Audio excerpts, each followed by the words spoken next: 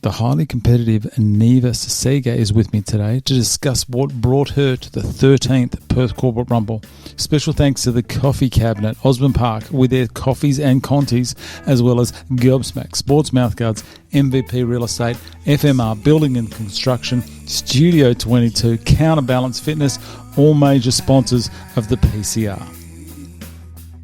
She was supposed to come in on Monday. Oh, yeah. And it was all fine. And you know how I give people a hard time about being late? Yeah. And stuff like that? You're on time, thanks for that. Oh, and you you brought focaccia. I bought lunch. Always providing food. And I was supposed to see her on Monday and everything was going well. And then I got called at like 7 in the morning and I had to go into work. And normally I'd say no, but we were in a bit of a bind. So I went in and I had to cancel on her. Oh. And she took it like a champ. Oh, she is a champ. She is a champ. She's my new favourite. Amber Ugle Hayward, my new favourite. I take back. I gave her a hard time about sending me the wrong info.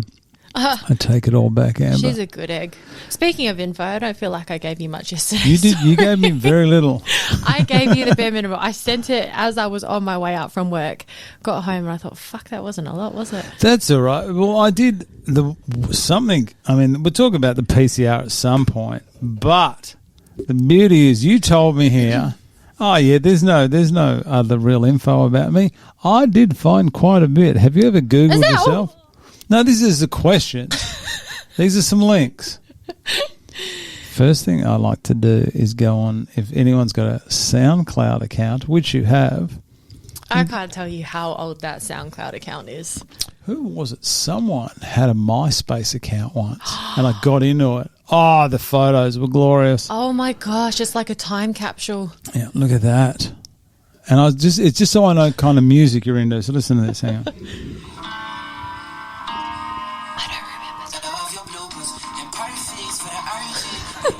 I don't know what the hell that is. Can you just see that on the top right-hand corner? It says 8 years ago. That's not that long ago. I don't remember any of that. Yeah. I don't even think I know the login. SoundCloud. I did try to look at your Spotify, but I couldn't. Also, I was running my eyes over the Samoa Observer newspaper. Yeah. And I came across we're opening a time capsule here. This little chestnut here. Under 21's netball team. That's me. This is in the Samoa Observer, which is the leading media publication in Samoa. That's me. How old are you there?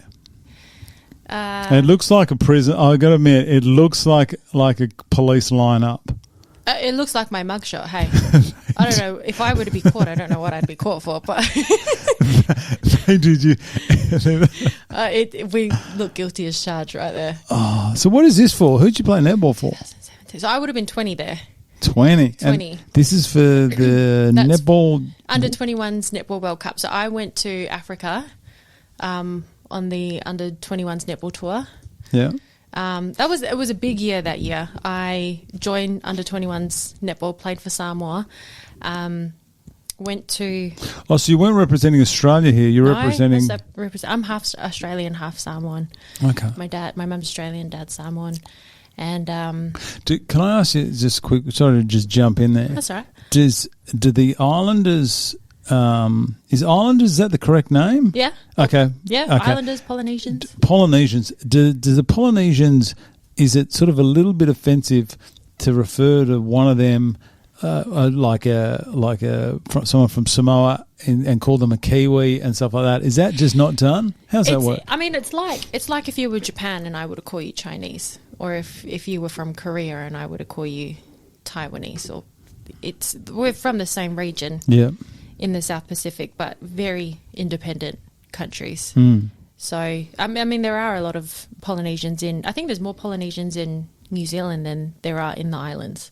Okay. So it's heavily populated with a big Polynesian population, but we're all very different, independent small islands. But it's not offensive?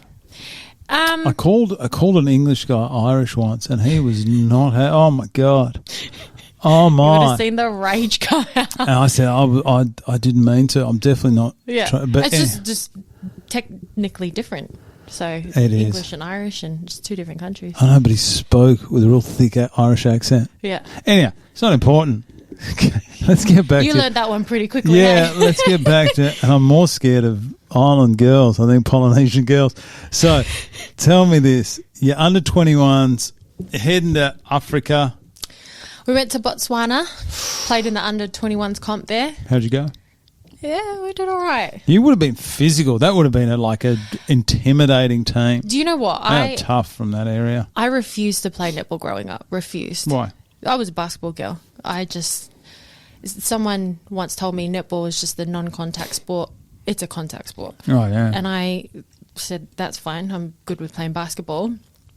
Got to year 8, and my dad, I went to Arranmore Catholic College in Leederville, and my dad made me learn how to play netball so I could get a netball scholarship. Cool.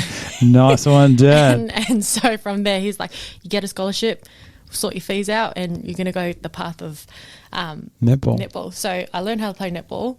Do you enjoy it? Yeah, it was good. Loved netball. Netball was my jam. How about compared to basketball? I played basketball all throughout primary school. I got all the way to year 7 playing basketball, jumped into year 8, played netball, and I just never looked back. Okay. So netball was my sport until I did my knee. So injury. Yeah, the old knees. The injury. I could have gone pro. Could have gone pro, Brad. There's the injuries. I know the feeling. Injury, and I just lost it after that. So yeah. How old were you when you got the injury? That was 2021, so 4 years ago. So not that long ago. Not that long ago. How old are you now? I'm 28. Okay. So what are we? 2025. So you had a few years in you there. I did. Yeah. I played netball here and there. Took a break off netball. Just worked. And then my friend actually asked me to play for a Tuesday night social club, social team, just down at the rec centre. Played that.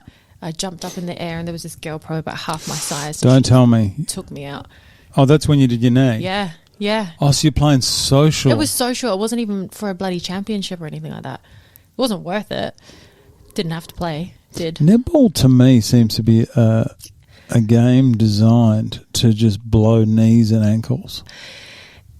Some people are just lucky. They just can go their whole career without any injury, having that big hit. But like I said, it wasn't even worth it. It was just for a Tuesday night fill-in social club. So that's the worst. Wasn't for like a championship or a title or anything like that. So did that. I had a full knee recon. Did ACL.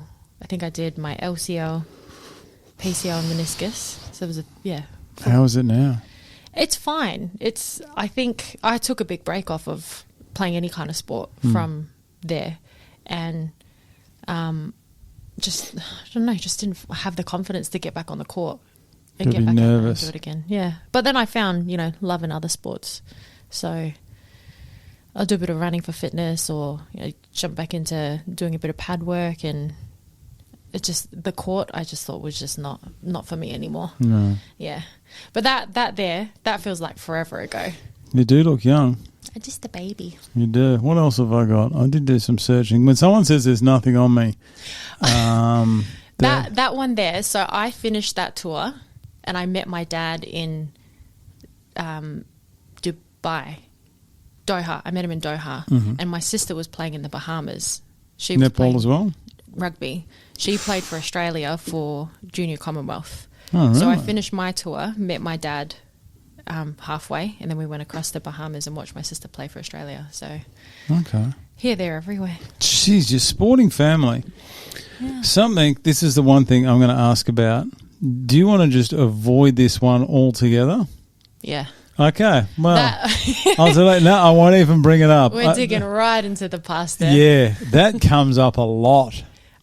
You don't have to talk about it. No, we won't. That's all right. We all have a history. We all have a past. We all have a past. Yeah, I saw it and I went, I better ask about this one before we get right into it. That's all right.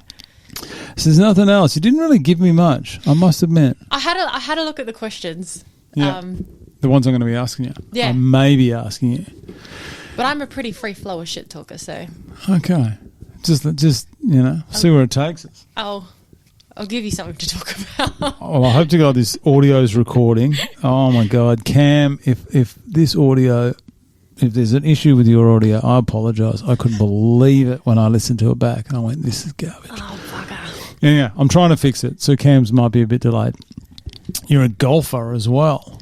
Oh, I'm not a golfer. I am. It's taking up golf. Look, me and my partner, we're very competitive. And we're at the driving range on New Year's. Which one? The Hammersley one. Have you been there? I actually got some drone footage. I've left them on the table there. I got some drone footage of that the other day. They had the launch of the James Crabtree. Shout out to Crabby. He's heavily involved in that now. They had the Chewett Estate launch. Oh, Chewett Estate. Yeah. That little picketed area. Yeah. Anyhow, it looked delightful. Perfect weather. Gorge. And I didn't know that double driving range was there. And so I went out there and had a look. And I went, oh, this is excellent. It's such a nice. It's stunning. Do you play golf? No. I've got a couple. I may have one or two minor injuries that's kept me out of the PCR for the last 8 years. So no, I am just going to be very happy to be not injured, I think. Yeah. Look, I think it's probably an interest that just takes up a little less of or impacts a little bit less of the joints, jumping around on a court or throwing yourself in a ring. But it's quite a relaxing game, isn't it? Yes, but I didn't realise how technical it was up until 4 weeks ago. I just thought you used the same. I called it a stick. I thought you used the same thing for everything. Yeah. And my partner and I were at the driving range on New Year's, and like I said, very competitive. He's really good at golf, and we jumped on the driving range, gave it a whack, and I kept missing everything. I've just got the worst hand-eye coordination, and I hate being bad at something. Hate it. And so, did you throw it in, or do you just secretly on the quiet? I nearly packed it in. I get really very competitive. But we went 5 days in a row and just kept going back, and I refused to not be good at something. So ended up going and going again. And then we go on weekends, and we ended up going, I reckon, 3 or 4 times a week. Mm. Over the course of a couple of weeks. And now I've got my own golf club, so he's taken me out on the golf course and just had a few hits on the ball here and there. And it's one of those sports. I can't say I'm great at it. But you're okay. What's your handicap? I don't see it. Yeah, I don't know what that means either. People tell me. You asked me that, and if I give you an answer, you don't even know what it means. What's your handicap? I don't get it. I don't know. Mine's my swing. Mine's my ability to play golf. I think that's my handicap. I don't look good when I'm playing, that's for sure. But golf is supposed to be a very relaxing sport, but I've seen some of the greatest tantrums of all time on a golf course. That's probably me. Is if I can't hit the ball, I'll just pack it in and just walk to the next hole. I'll meet you there. Or I'll meet you at the bar after. But people keep going back to play golf, don't they? I don't know, it's competitive when you're not, or for me, if I'm not good at something, I just get me out there, keep doing it, otherwise I'm going to get angry. So we went consecutively over and over and over again, and I think it's nice spending time together doing something we both love. And we're both outside. And just the two of you play? Yeah. Okay.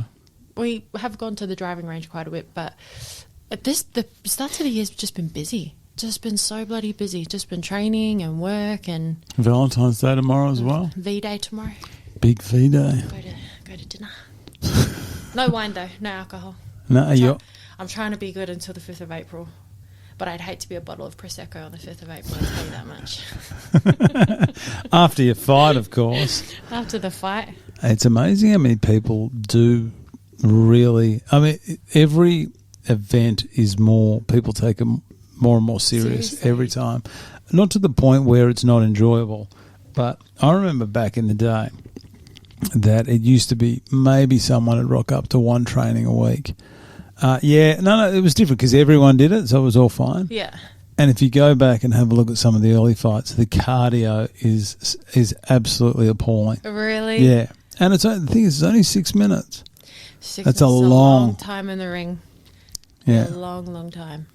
Especially with the build-up, and you got your adrenaline and everything pumping. The lead up to it, like the adrenaline, like you said, and being in there throwing punches, and then and what happens next after that. So I'm looking forward to it. I'm so keen. Yeah. So keen for that night. But I tell you what, like I said, I'd hate to be a bottle of Prosecco on the 5th of April. Do you think about it when you go to bed? The fight? Yeah. Yeah. It crosses my mind a bit. I have this problem where I do start like about now, like when I go to bed, I start thinking about the event. And it's not healthy. Like I don't like I think about it for about 45 minutes, and then I get angry because I should be sleeping. And all then because I'm about the night. It's all I don't know. I just want to. I just think everything through way too much. Yeah. Because we commentate on the night, so I want to make sure I have all the details right. Yeah. Make sure everything's You're very perfect. analytical about it, right? Like just the lead up.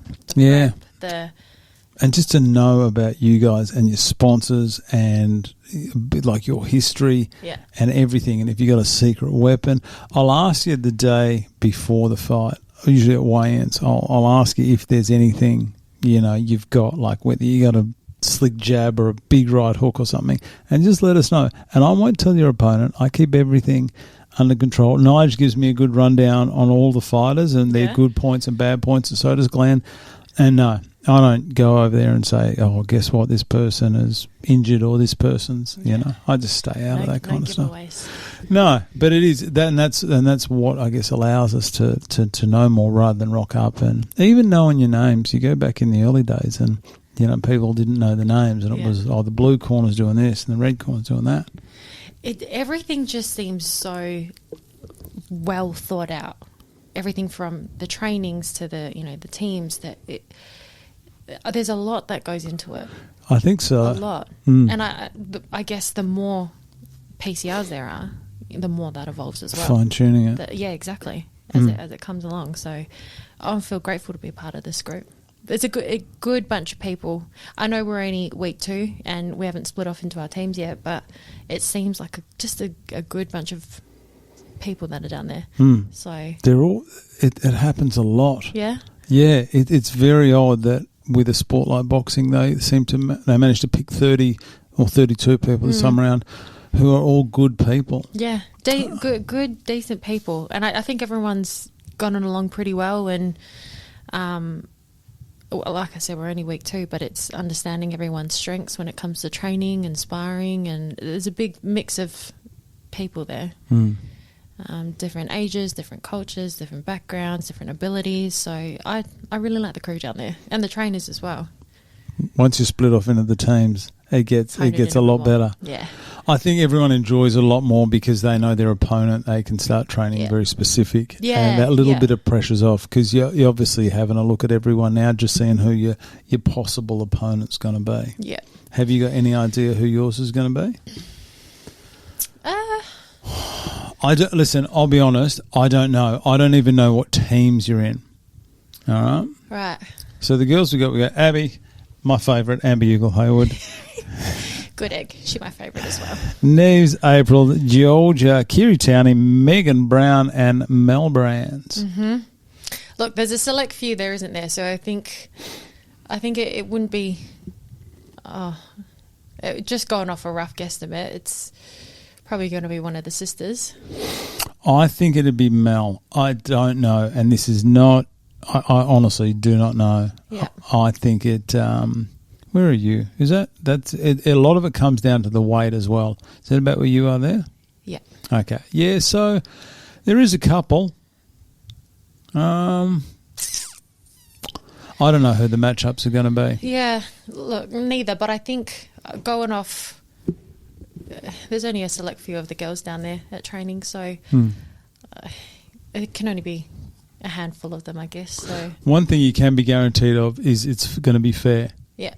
Good. It is going to be. I can give you my word on that. Yeah. There is no way they would ever give you someone that they think you could easily beat, and they won't put you up against someone. They will cancel a fight if there's no one suitable to match up with. Yeah. Yep. Yeah. Yep. You got to be like within 4 kilos of each other, hey? Yeah, something I think like so. Yeah. Yeah. But that's I think is the most reassuring thing about what they do. And like I said before, to Georgia on Monday is if anyone ever questions whether they're going to give one of their mates an easier fight, a lady by the name of Jade, Hot Tabasco Amanasco. She's from Gobsmack. She's beautiful. Oh, quality lady. I met her. She's a gorgeous woman. They gave her a tough fight, a really tough fight. Did they? And I was thinking if they were ever going to favour someone or say, we'll do it with Jade. But they went, no, we treat you the same as absolutely everyone else. Yeah. So, which is fair. I think you've got to, if you're jumping into a challenge like this, you need to be prepared for whoever you're going to come up against. Yeah. I'll be happy to give, like, I don't care who I come up against. You know what I mean? It's just that whoever I do come up against, you just prepare yourself for it. So anyone can win. Anyone can win. Anyone can win any of these fights. That's the one thing that all the PCRs have taught me is there's no... I'm sure there'd be a few underdogs on the night, though, just coming up in... But the underdogs can produce... There's always someone on the night that rises to the occasion and produces something that I didn't think was possible in them. There's a guy that's in your group, Riley? Ovens. Yeah. Easy Bakes. I originally thought that was a bit, maybe a bit of a mismatch with Daniel Day, the guy he fought. Yeah. With our roommates or housemates. Right. He did say he came back because I don't know if it was last year that he fought, but he's obviously come back about again. 18 months, yeah. Yeah. Come back again for another go. He put on a fantastic performance. Yeah. He lost on decision, but what he produced, I thought, Jesus, this is someone who's really stepped up. Yeah, and it was... Some people even think Riley won. I'm not too sure. I'm not a judge, but he was impressive, and I'm glad he's back. You got some people coming back. You've got Easy Bakes. He's coming back. I see. I spoke to a few people on the orientation day. Yep. I said, "Is this your first time doing it?" They go, "Nah, I've done this once or twice before." So it must. I guess it's you just get hungry for more. Yeah. Jared said, "Yep, he came back again." Jared's a good man. Very unassuming, very quiet, softly spoken, like a gentleman, true gentleman. Yeah. And then when he gets in the ring, he is not. He's unleashed. He's just a big, powerful man, isn't he? Was he 190, 120 kilos? Oh, my God. Imagine fighting him. That'd be a nightmare. It'll be interesting to see who the guys match up against. Because it's so much more open. There's so many more of them, yeah. Yeah, Joshy Pryor's back, which is good. He won. He got a win over Jody Cahill a couple of years back, and he's fighting Mason Zewin. I think Mason's back tomorrow, actually. He's been away. Yeah. I'm pretty sure those two are fighting each other. They both, he got the win over Tom Dortona. That was about 18 months ago as well. So that'll be good. Who else? Is anyone else in there coming back? There's a few faces down there that have Paul King are training with us, but aren't competing this year. So they always come down to help hold some pads. Yeah. It's nice to speak to them and just get an idea of everything leading up to it the night. A lot of the girls come back to help out. Yeah, that's good. I'm so excited for it. It's like you asked me if I think about it before I go to sleep. It does cross my mind, but I think that's just all in the preparation, isn't it? Just thinking about every single finer detail of it 8 weeks beforehand. I wish I had an answer. I'm the absolute worst person. I'm not even fighting. Have you ever fought in it? No. Oh, God, next year. No. Next year. Give it a crack. I'm not too old because I'm younger than probably get about in 5 there. of these people. No, I'm enjoying my body working, and I think that if I have you had a few injuries in the past? Yeah, there's a couple of ones. Yeah. It's just going to be too dangerous for my opponent. That's my problem. That's not it. I'm just too good to just go straight pro. No, one day maybe if my body comes good, then maybe. But I do enjoy just meeting everyone and chatting, and I enjoy doing my role in this event. One day we'll be asking you the questions and giving you all the commentary. Switch seats. We'll switch seats. Yeah. We'll ask you the questions, come here and interview you. Give it a couple of years. Go on. Start prepping your answers. I think everyone already knows about me, so I have to keep everything pretty quiet in my own life. My social media is just not happening, as you know. I like to lay low. Yeah. So it's just a better way to be, I reckon. Just chilled. Matchups in about 2 weeks. That'll be interesting, and I'm very much looking forward to that. I'm excited. I'm excited to see, I guess, what we're in for. You know, who's going up against who. Start honing it in a little bit when it comes to training, and yeah, I'll be excited to see who goes to what team.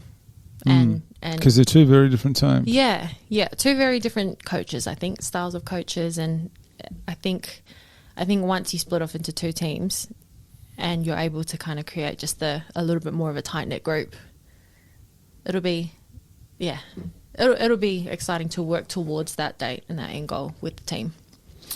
I think a lot of people underestimate, I think they call it fight IQ, of Nigel and Glenn. Because they act a certain way. Yeah. They are both such intelligent fighters. They are both. I Polar think opposites. they're bloody incredible. Yeah. The 2 of them independently. Like, when they train together, they're just honing in on each other, and like two very different characters, very different styles. Just it's. I think it'll be an asset to the red team and blue team to bring something, of their own. And create that in the team. So, and Chiari's in there with Glenn. He's been there from the start as well. I think he fought in the first PCR. Yeah, he was saying he did the first Pro 9, one. I think it was called back then. Had a different name. Oh, really? But yeah, 2017 was the first one. Yep. We had all the fights up on Wikipedia. We had a Wikipedia page, everything, and then something happened and we lost it. And I'm still trying to get it back. Oh, shit. That was a lot of effort, that. And Bring back Wikipedia. Craig Wilson. He's Oh, yeah. Him and Nige. Lovely. Yeah, that's a good combo, those two. Him and Leonie. Lovely. Once you are on a team, that's your team for life. Yeah. You know that, don't you? Yeah. You can never go to another team. There's no breaking away from that. No. I've seen that with all the fighters coming back. So. It's mainly blue fighters coming back though, isn't it? Setting that team culture. That's what it's all about. Team culture. There's, I think, Mongi and Justin Abernathy are a couple of former fighters that are always down there. So they're good. They're blue as well. Good eggs. They are. Everyone's a good egg. I'm on the fence. Probably lean a bit more towards red, but that's just me. No bias. Yeah. Okay. Switzerland. We are skimming over your occupation. We won't need to go into that. That's all right. I called the wrong number yesterday. Got your boss. Funny story, right? Tell me the funny story, please. I felt so bad for you when you called because I've been acting in another role for the last couple of weeks. She was really nice on the phone to me though. She was professional, and then I went, oh. It's so funny because where I work, I don't have my phone on me during work hours, and I was in another position up until yesterday. And it just so happened that you called on that day, but I forgot to change my signature block back. And you've called the number and she's picked up. And you were like, me and Neva have been texting and I've been trying to get through to her and she's picked up the phone. I can't have my phone on me during work hours. So she rang through on the line and she goes, hey, I've got someone here for you. And he says he's been trying to get in contact with you and, he's been trying to give you a text, but you're not supposed to have your phone on you. So I don't know what this is about. And I said, don't worry, just put it through. And then when you answered the phone. When I answered the phone, you were on the other end. I lost it. I thought, oh my God, poor Joe just didn't know what was going on. Because that was the biggest stitch up. I was going to say, I won't say where you work, but that would be one where phone calls you wouldn't get too many casual chit-chat phone calls. Oh, yeah, like I do. I do. Like I still can call my family and whoever. Like if I need to make a call on the outside, but I just don't have my phone on me, so I've always got to go off my work phone. But we've all got individual numbers and direct lines to go through to us. So you got your own little office, have you? I do. I just block out the noise. That's what you got to do. Turn my Spotify up, do my research on the PCR. Update your SoundCloud. Update my SoundCloud. Do you enjoy your work? I do. It's very demanding. I guess a lot that's required in terms of attention and working things out, problem solving, and it's it's a good job. I feel like I'm constantly like on my feet every single day giving a lot of myself. So doing something different like PCR is a nice break away from I'm working in an office 5 days a week, 8 hours a day. So it's nice to be able to just break away from. Do something for you. Yeah. Do something for me. But I set this challenge, like this as a goal for myself this year, to get back out there and to start pushing myself a bit again since doing my knee. So it's, you've got to look after yourself. Yeah. And this isn't like a casual commitment. Like this is a full. It's a full-time commitment. When did you start training? When did you know you're in? Maybe towards the end of last year. Okay. I put my hand up for it. One of my mates had did it the year before. Who's that? Bo Riley. Oh yeah. You know Bo? Yeah, he fought the other Bo. Yeah, the other Bo. Yeah. I went to school with Bo. Aaron Moore. Bo came out of the Bo Jackson is who he fought. Yeah. Bo Riley came out of the blocks early. Have you seen the fight? I watched a little snippet of it. He came out of the blocks and just went all out in the first round. And because I know Bo Jackson. And Bo Jackson, did I say that right? I don't think I did. I don't know. I only know other Bo. I can't believe I said that wrong. Hang on, that's going to actually bother me now. Why am I calling Bo? Who's Bo Jackson? Bo Jackson's a baseball player. You're telling me. I know. Bo Riley. No, you're right. Who's Bo Jackson? Why did I think that? Anyway, jeez. Bo Jackson. I'm sure he's a baseball player. That threw me. Bo Jackson and Bo Riley. Bo Riley came out of the blocks and I went, oh, Bo Jackson is in for a long night here. Yeah. Bo Riley looked fantastic in that first round. And then it's easy for me to say. I'm not going to say he was exhausted because they both were. But I just saw Bo, because that's the second time Bo Jackson's done it. Yeah. And I could just see even having that one extra fight. I was going to say, if you've done one before, you kind of know what you're in for. It does, and Bo Jackson's cardio was just something else. Yeah, I think he knew. He was like, because he fought Jamie, the Wild Child West, in his first one, and he just turned up ready to go. And I think he thought, I'm going to sit here, take the lot, drop the first, and then win second and third. Yeah, right. And he got a win. Good on you, Bo Jackson. But Bo Riley should hold his head high. He did a great job there. Yeah, it was a good fight. I reached out to Bo last year and I said, how do you get into this? Tell me everything about it. So he just said, just keep an eye out for applications. And I put my hand up and Glenn reached out to me and he goes, oh, jeez. G-Man reached out. I call him G-Man. And he reached out and just said, hey, just keep free. And it was more towards the end of last year. Yeah.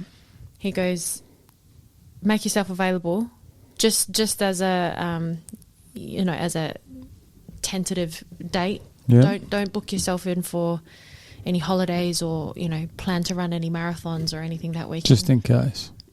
I said, that's quite fucking assuming, thinking I'm going to run a marathon, isn't it? But I've never done a marathon in my life. I texted him back and said, don't worry, I will not be running a marathon. Under control. I can guarantee you that. That's how many applicants we have. I'm not going to say it on there. Holy eka. Yeah, see, so it is quite popular. And with how well this one's gone, considering it's sold out. I feel like it's on a trajectory. It's sold out. Aren't tickets supposed to go on sale next month? Yes, and I've already started receiving this. Okay, everyone, before you email me abuse, which I've copped this morning. I originally if you could just put your email in the tagline, so everyone Glenn can Austin at perthcorporaterumble.com. Email him. So what's happened is the website, historically, the tickets go on sale through Ticketmaster or Ticketek, someone. Yeah. Usually at about week 5. So people know who they're fighting, and then the tickets get sold. Yeah. And that's basically what's it. And it'll go, I thought maybe 1st of March we'll have everything done. We'll go on the 1st of March, get it sold, and then we normally sell the last couple of tickets, maybe in the last week. Always a sellout though?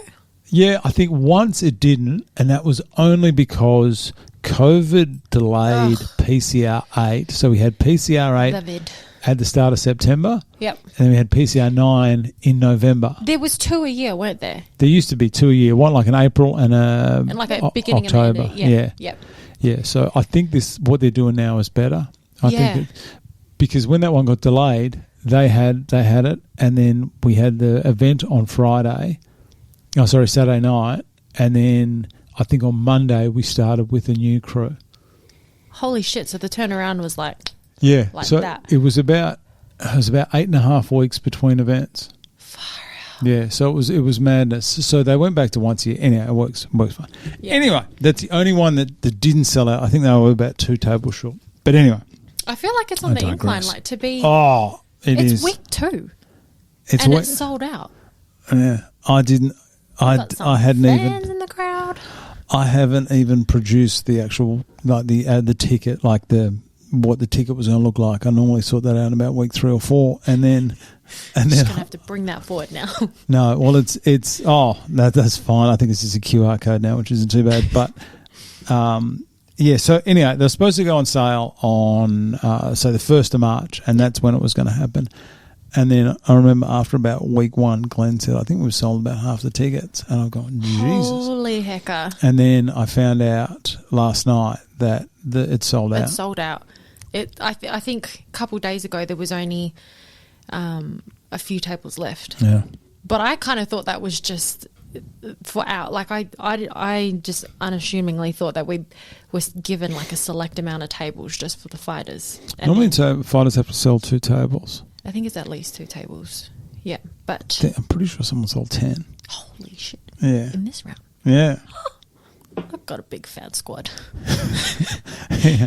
Got a big fan squad, but I mean that's to go across all the sponsors, and I mean that this group I think it's a select group where everyone seems to be getting amongst each other, and if it makes sense that it's kind of sold out. There's so much rally and support behind it. I think even just on the socials, there's been so much activity. Got to shout out to Lloyd and Ludio X. Probably pronouncing that wrong. He's great. I'd had limited dealings with Lloyd prior to this, and it was fine. But I went, I just didn't know. I think I had a bad taste in my mouth due to something that happened a few years ago.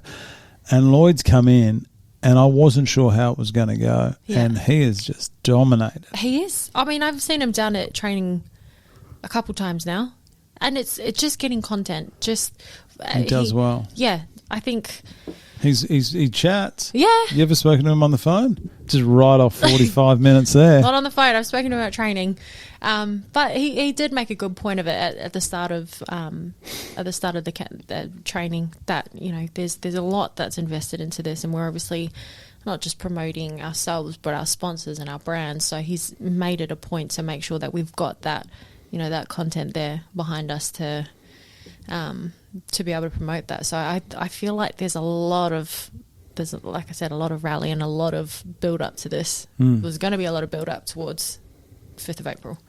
So it's massive already. Yeah. It's out of control, and we're so organised. Yes. That is not normal. Really?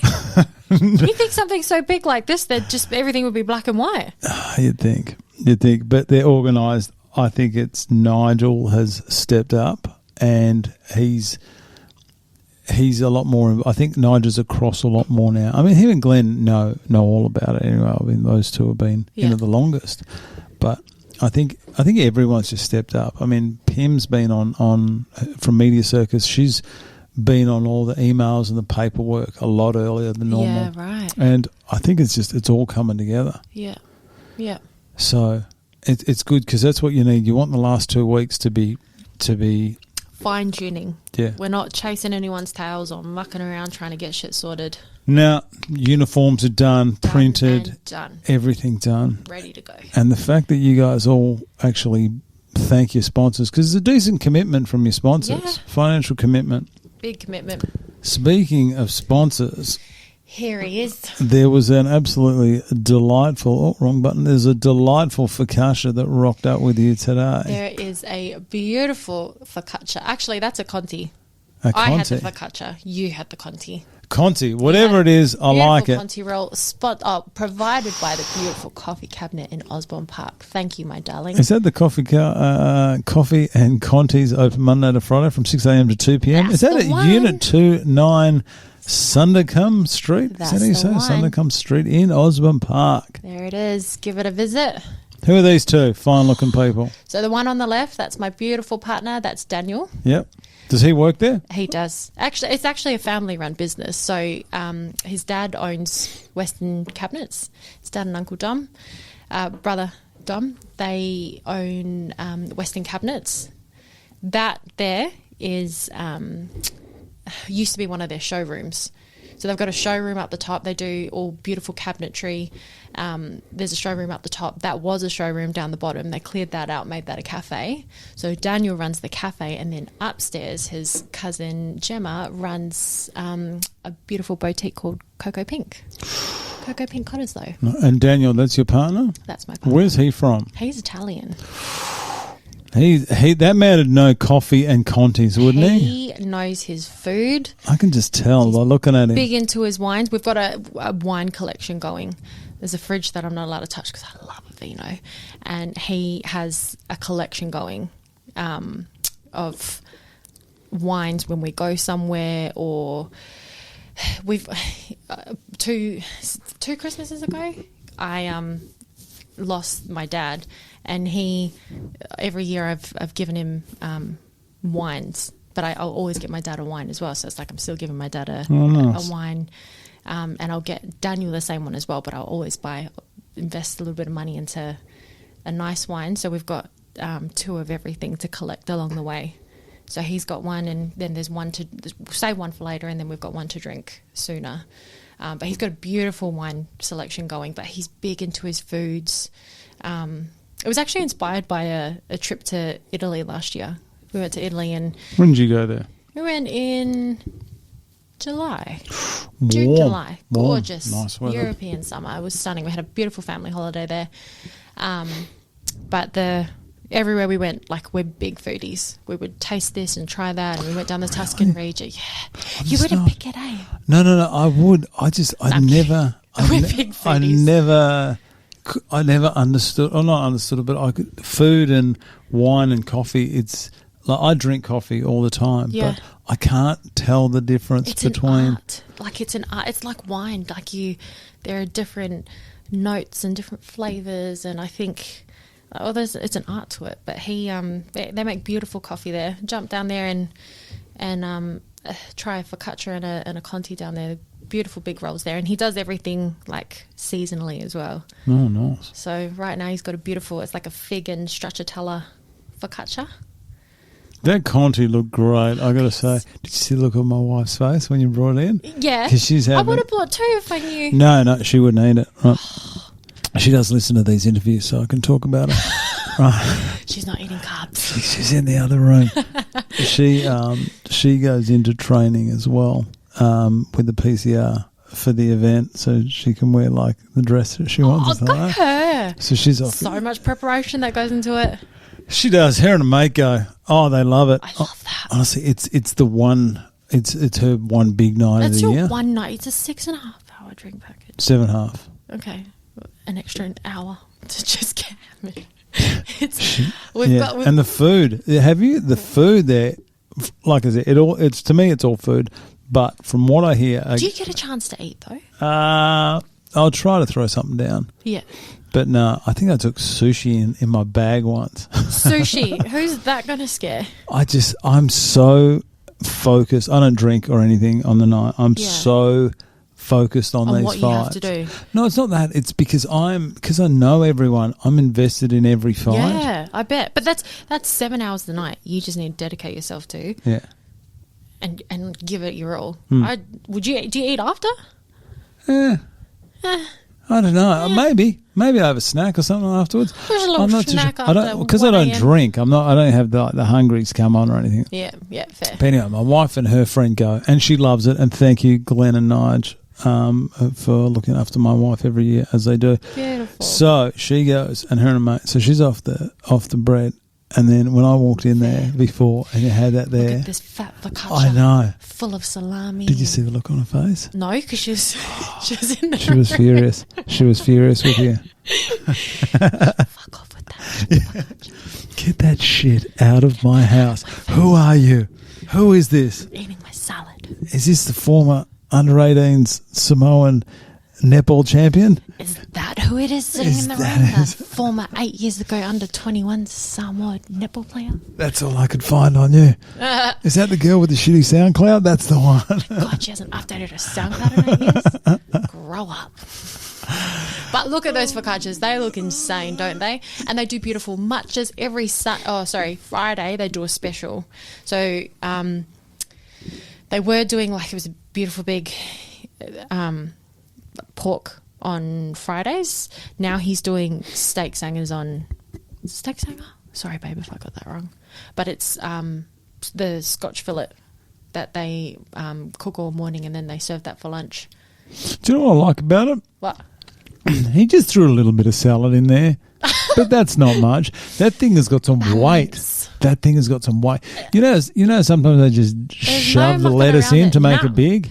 I think it's got some weight. It's got some girth. It's got some girth to it. Look at that salad in the curry in there. He's very particular about everything, and I love him for that. At home, so he loves to cook. Loves just the provides all the food. He makes sure I've got all my food when I get home from training, bless him. But he's very like particular about how he cooks or how he lays something out. And I've come into the kitchen before and tried to help out. Don't touch it. This is mine. This is my show. He's likes things done in a certain way. So he's pretty proud of those focaccias and contis, and so he should be, because it looks like a bloody work of art. It does look good. I was impressed. It even smells good. Oh, it's fucking good. It's good. What are these drinks going on here? Is that a mango lassi? We've got matcha. What's matcha? As if you don't know what matcha is. I know what matcha is. This is the 21st century. I know. I'm old. Okay. What is matcha? It's like a green tea. Oh, okay. Yeah, but that first one there's white stuff. That is milk. Okay. That's mango. I think that's raspberry. And then the last one is blueberry. Blueberry. It's a nice blueberry. Oh, sorry, matcha. strawberry. The second one's strawberry. Stunning. Good stuff. Good stuff. It's people eat different nowadays. Yeah. Do you know what they eat with their eyes? So look how much colour there is there. And it just looks bloody amazing, and it tastes the same. It tastes just as good. But he's only been doing that for, I think, the last 6 months. They're popular? Yeah. People do eat so different now. They're all into because that looks pretty healthy. Where back in my day, it used to be... Back in my day? It used to be just soft drinks. Everyone, that's all as just everyone had. Fanta. And Maybe. A Pepsi Max. Maybe. Coke. Maybe a Sprite Zero if you're lucky. Sprite Zero? No, grow up. That's gross. I had a Tab Clear. Okay. Okay. I don't even know what that is. No. It's a cola. And it's clear. Tab. It's called Tab. It's a brand. It's still overseas. It's not here anymore. But I saw it when I'm just dropping names here. And just when I was in Gay Paris, when I was in France, I saw it and I went, all right, I'm gonna have a go at that. And I tasted it, and it's clear cola. Is it? Because cola doesn't have a colour to it. You know they add colour. Do you know it used to be green? Originally, it was green. Really? Yeah. I don't know, but I had this Tab Clear, and it tasted like Tab shit. It was rough. Ew. It didn't taste like anything. Life's too short for that. That's gross. For Tab Clear. For just shit that just doesn't tickle the fancy. But a Prosecco would. Prosecco does. I actually wouldn't mind a cold beer after the fight. I think that's what I'm looking forward to. Historically, the female fighters have been early. We did have a main event once, which was female fight. But there's not really a main event. Is there? Do they stage it as like a main event? They do now. Okay. CJ Rose. He's gonna. I believe he's going to be the MC. He gets right into it. True. So his announcement of the main event is absolutely out of control. It is something else. I think that I put it in here. I've been hassling. Where is he? Come on. Where's the main event? There we go. Main event. All right. I'll just play this, and while I'm playing this, I'll just let you know. we have been CJ Rose is the he's basically the Bruce Buffer of Australia. Like that. Right. Okay, this is him. CJ does an outstanding job. We've been trying for quite a while when he does the intros to get him to do a 360, like jump and spin and do it. Where I'm sure he does it. He did it for us. Did he do it here? He did it here for us. Hang on, I'm trying to find it. Put it on a show. Hang on. Yeah. Oh, there he is. There he is. Listen to us in the commentary. That's the real star of the show. We were more excited about the 360 than we were the fight, to be honest. The real star of the show. No. CJ gets the crowd pumped. Does a he? professional. What a professional. I love that. I can't wait. I can't wait for that lead up and that the G up in the crowd. I just got to start CJ for a minute here because it was that impressive. This one night there was an issue with, I believe it was a doctor was late getting there and we can't start till the doctor's there. Something got held up and he wasn't there. Yeah, Right. And CJ's up there. There's 1,000 odd people all just hanging for the fights to start. And CJ was just about to start. And they said, CJ, you got to delay this crowd for about 5 minutes. Just off the bat. And I went, oh my God. Because he was just about to introduce people. And then CJ's gone, yeah, all right, just giving us a nod. And then he just somehow, without not even breaking stride, just talked, sponsors, entertained the crowd. You wouldn't have even... CJ, we love that. He is just quality. We love to see it. We love to see it. He's doing tons now. I think he does like all, what's called Dragonfire boxing. Fuck yeah. He does heaps. Good on him. That's a craft, eh? You got to be just good at what you do, and in any kind of situation, throw any spanner in the works to make it work. He was so calm. Yeah. It was almost like he was already prepared for it. Because I was trying to get his attention. Because one out of the sleeve. I got told by Pim. She goes, doctor's not here. Can you tell him? And he's up there talking. I'm calling him over. And I said, 5 minutes. And he gives us a nod. I got this, Brad. I got this, big dog. Don't worry about it, brother. You just sit back down in your seat ringside. I've got this. Watch He's me the king. shine. Watch me do my thing. I love that. I love it when people can just come up with something spontaneous and just show up. No, good on it. I'm glad I'm pretty sure he's coming back. I'm 99% sure. Is that all confirmed? Like who's all of that?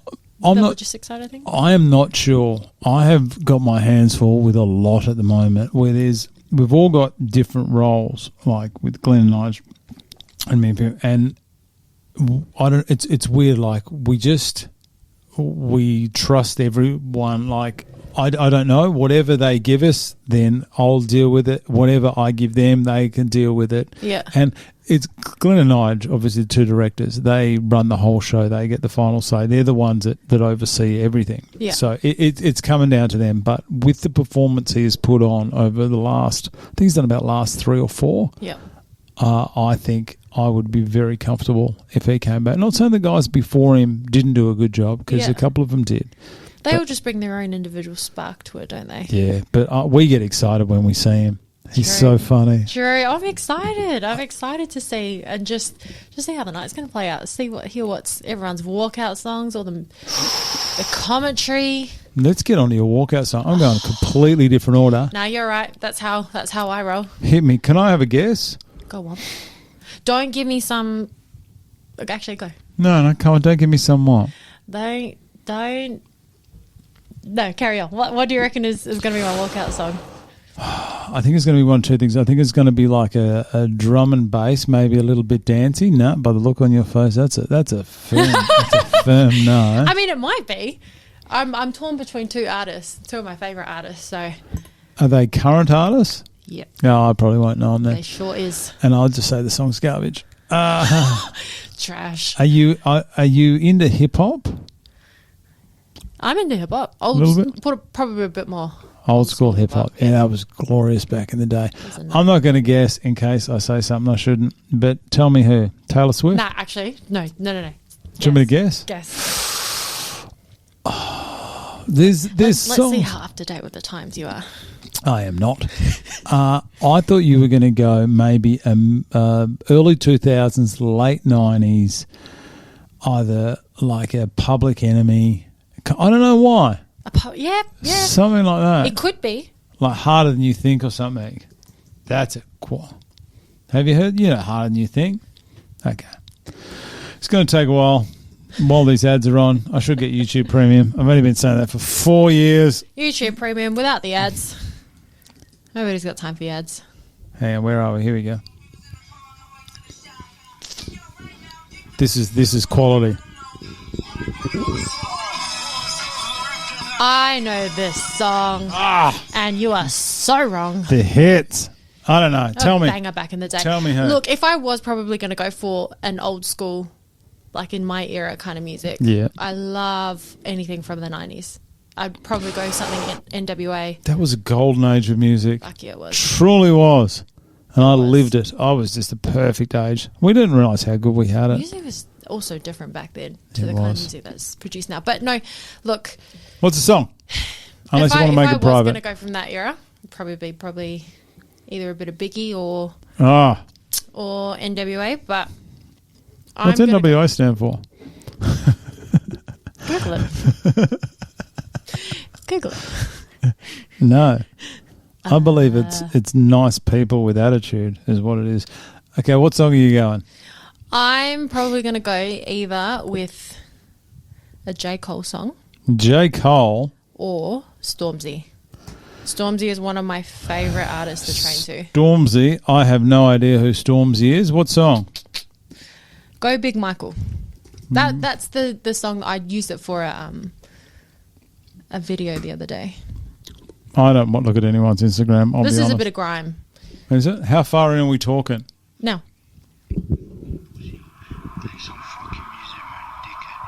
Yeah.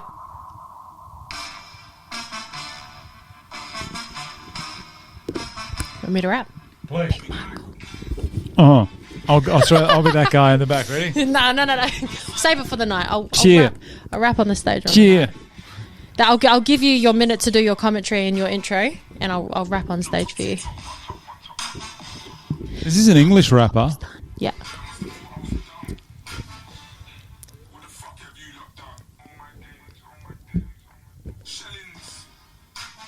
I'm into it. You watch YouTube. Either that, I reckon, or J. Cole. Sting me for copyright. J. Cole. Love a bit of J. Cole. I don't know who J. Cole is. I know. What's J. Cole? Actually, hang on. This is where I'm torn. It's either that or Kendrick Lamar. Oh. Throw the big dogs in there. Lamar, Did you watch what song? Super Bowl? I didn't watch the Super Bowl. No. Not I was the too Super busy Bowl. doing the artwork for you guys. It turned out to be the wrong format. Cleaning all the edges on the artwork. Don't worry about the Super Bowl. The halftime show. Did you watch that? No. Tell me you watched it. Is that when he threw a diss track in there to Drake? Sure. Yeah, that's on one of his tracks though. Like that track was always there, but it's blown up to be because they keep dissing each other back and forth. But dissing. He played that game really well. Really well. I thought anyway. Kendrick Lamar. What song? Well, I've heard this song. Not that one. What song? Not Like Us. No, that's his diss song. What song are you looking to walk out to? Jesus, this is going to be about a 9-minute bloody walkout with you and your music. That's fine. I will happily entertain people in that 9 minutes. I got Nicky Carter coming in tomorrow, by the way, and I am do you know what's funny? So excited about Nicky Carter because I know he's going to go Oasis. I've known Nicky again, small circle. Yeah. I did a course with Nicky 8 years ago. Actually, when I made my SoundCloud. I know he's from Manchester, proud Manchester. He's a good egg, Nicky. He's a great man, isn't he? He's a good egg. He's going to go Oasis. And I know we are going to talk nothing but Oasis. So if you don't like Oasis, don't listen to me and Nicky talk because that's all we're going to talk about. The fact I didn't get tickets. Oasis? What's Oasis? Okay, next question. You get out of my house. You know exactly what Oasis is. Can you play a song for me? Because I'm not good with... You are delusional. This isn't their best song, okay? But this is the most famous one, Wonderwall. Jesus. You don't know what Wonderwall is? Sing it. This is your time to shine. Go on, I can't. I won't do it justice. The ads are taking too long. Just sing. Actually, I got a guitar there. I can play it. Go on. No, I'm not going to. You listen. We As soon as you hear it. listen and we don't judge. Oh, I know the song. I don't know the words, but I know the song. And you didn't know who Oasis was? No. I know this. I've heard of the song. You have no idea what you're missing. A lot. Oh, this is Not a lot. This a lot. Throw some Kendrick Lamar in there. You didn't know who J. Cole was, or Stormzy. I can't believe Big Michael. this is garbage. Absolute garbage. What about Dizzy Rascal? Oh, yes, I know that person, that artist. Oh, jeez. Not. See, I've got a very Bad taste in music, I can tell. No one asked. I've got a very different, like, a playlist. I've got like 90s playlist. I've got my training playlist. I've got my classics playlist. Mm. But I don't know, this genre, just that, anything that and rock, not my jam. Really? Nah, not my jam. But you can appreciate different types of music, which is a good thing.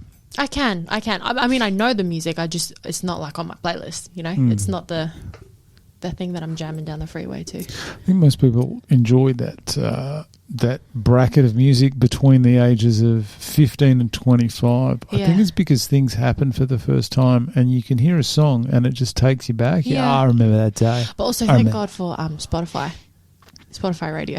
That'll bring you some new music that I haven't heard in I don't know how long. Do you remember when you used to have to pay $1.20 or $3 for a song on Apple? You got to understand, I was pre-internet. Okay, like the dial-up one too. No, pre that. So you didn't have any music? No. We had music. I still no remember. Fun back in your days. I still remember when they launched the first CDs. Yeah. Vinyls as well, or just CDs? No, vinyls were around. Tapes. Jeez, I remember tapes. We used to buy tapes. I bought Hits Huge 1984. Still holds up today. Do you know Elton John. I Sad really songs. liked that Great had like all different kind of music on it. It was so fresh. Oh, So fresh. that was the good. bomb back in the day. That was good. You got a bit of this, bit of that, bit of this, bit of that. But yeah, see, so I was pre-internet, so we only heard what the radios wanted to let us know. We used to record off the radio. How different times were back in the day. Oh, it used to be so hard. I still remember when CDs came out. My mate went and bought a CD. He bought Lucas with the Lid Off by Lucas. Heard that song? Nah. That's a quality song. That's a quality song. Sing it. That's probably a little bit before my time. You think about how many songs that we've never heard that are just absolute bangers. You think That's what I mean about Spotify now. Like everything is just at the touch of a button. Yeah. Whereas back in the day, you had to, get your CD or burn a CD to be able to hear something. Even or hear it on the burning radio. a CD. Hear it on the radio. Just tapes. And one of your mates is the only person that had like 2 tape decks and you could tape off his tape or tape off the radio. Yeah. And while you were taping off the radio, if you mumble something and yell at you in the background, that'll get recorded as well. That's also in the tape as well. This is Lucas with Lid Off, everyone. Oh, Jesus. I could get around this. This would make for a really good remix. A remix. Yeah, if we had like an update. You can't. I remix is a perfection with Lucas with the Lid Off. That. I like the sound by that behind It's quite like an old 60s kind of thing. Lucas with the Lid Off. That's it. He had no other songs. His other songs were just... By the 30 seconds that I got of that, not even 30 seconds. I'll give you a bit more if you like. I'd be happy to just listen to that one song. It's quite a bit 60s about it, isn't it? This video clip as well back in the day was incredible, the way they actually did it. Yeah, I can get around this. It's like this is what rapping used to be like. I'm going to add this to my Spotify playlist. Spotify. Jeez, people don't know what I'm missing. With the Lid Off. Lucas with the Lid Off. And Lucas is the name of the guy actually singing it. Hello, Lucas. Oh, no, you're right. Artist, Lucas. I was going to start singing as well. Oh, add that to my classics playlist. Classics? With the other classics. What are we even talking about? From the past. Yeah, it's because of that. And I hear this song and I go straight back to my mate Mark. coming across from Bull Creek shops with that CD and going, look what I bought for like $8. Sit down, listen here. This is $8 back in 92. So this is like back. Oh, is that a lot back then? Oh yeah, that'd be like dropping $35 today on a single. Shit. Okay. Yeah, That's. used to be price CD, like an album used to be $29.99. When you think about it back then, ridiculous. I mean, $20.99, but you got how many songs for it? 12, Okay. like an album. No, Yeah. it was as expensive as hell. That's expensive, and then you've got something like as music and as like all these different channels have evolved these days. Like you got YouTube, you got Apple Music, you got Spotify, SoundCloud.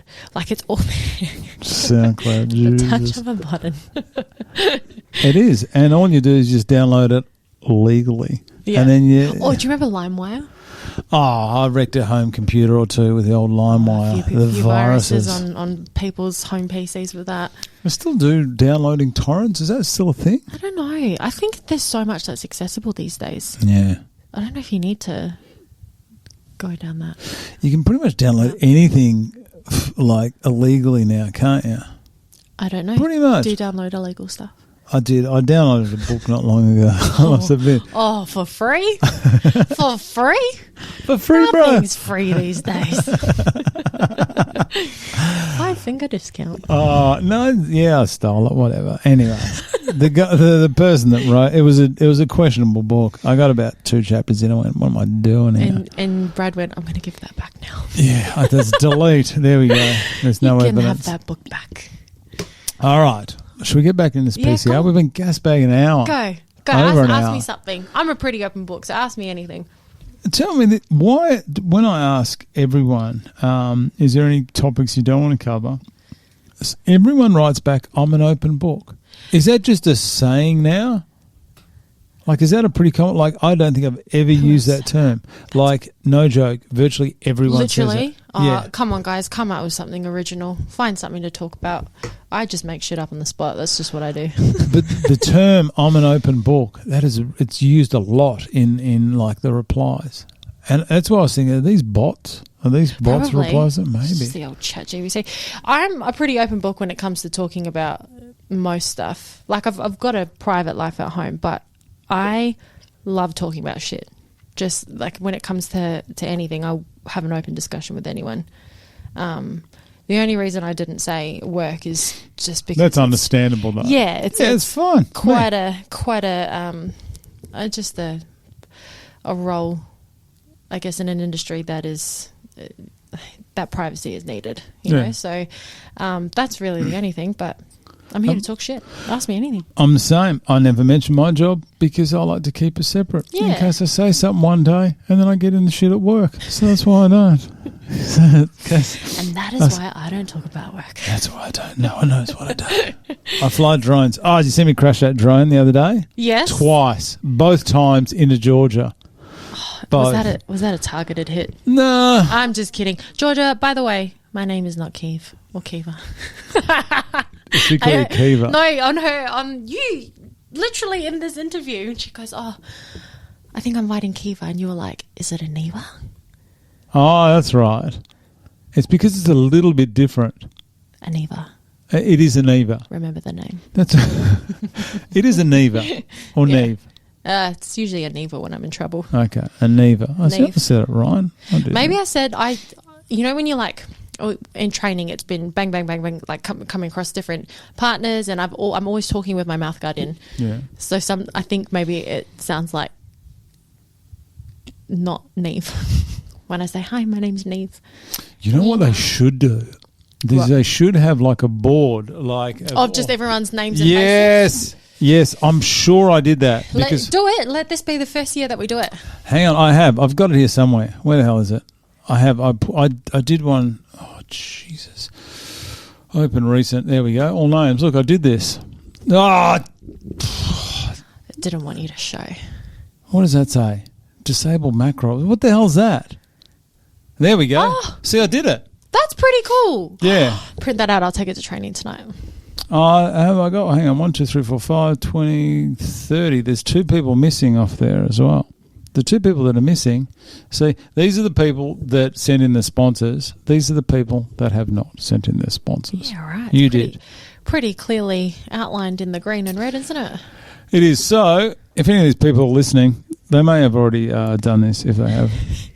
Abby, April, Josh, Kane Bear, Kira Kiri, Cowie, get your sponsor in. Mason Zewin, Jared Barnard, Paul King, Riley, Easy Bakes Ovens, Matt Whiteman, and James Osteler. Please get your sponsors logo in so I can do your artwork. Yeah, so that's it. I'm very smiley in that top photo, aren't I? Where? There. Like I said, I don't feel like I was prepared for any of those photos. No. I quickly threw my hair back right before, I got changed, threw my hair back, jumped in front of the camera. Everyone was very friendly. Everyone got along so well even at orientation even day. at orientation day. Yeah. Normally people are very quiet. Really? See, someone who was a surprise package, and I'm sure she will be when she comes in. I think she's coming in. When is she coming in? Monday. In about a week? No, about a week and a half. Kiri. Girl, Kiri. Oh. Kiri's got some stories. I adore her. She's a good egg. I really She like is her. good. I do a bit of research on everyone. I try to get a bit of an idea of what kind of people they are. Now, 99% of the time, they're going to be great people, and the people that aren't going to come in here. So, I had a look into Kiri. Oh, what did you find? And no, she didn't find anything. She's had a fair bit of time off social media. So, but then I saw a couple of photos, and her husband is friends with one of my friends, and he spoke very highly of her as well. But I just wasn't sure. I thought she was going to be a bit quiet. No. No. Nah, she's a character. I love it. She's not quiet at all. No, and she's good to train with as well. She's really good to train with. Is she the one? Is there someone at training that just gets everyone pumped, that just goes nuts? We used to have this guy. I think he's going to be involved in the PCR in some way. I'm not too sure. His name was Trent Peterson, and he was part of Cablewise, which used to be a major sponsor. And this man used to be able to walk into a room and everyone up. He was just a machine. He was that guy that you just couldn't be quiet. He just got you fired up. He got you talking somehow. Even the other team. He used to get the other team fired up. Love that. He's a great man. Every group needs someone like that. Who's going to do it? I don't know if there's... I don't know. I like to go around and talk to everyone and say, hi. How you going? Michael Walden's got a fair bit of energy in him. Maybe he can get it pumped.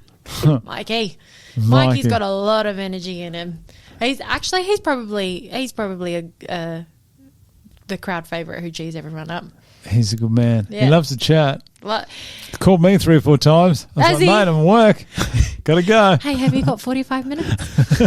I've got one question, but it's an 8-parter. He's funny. He's a good. I reckon he'd probably be the hype up, the hype man. He'd be the hype man. Is there anyone real quiet?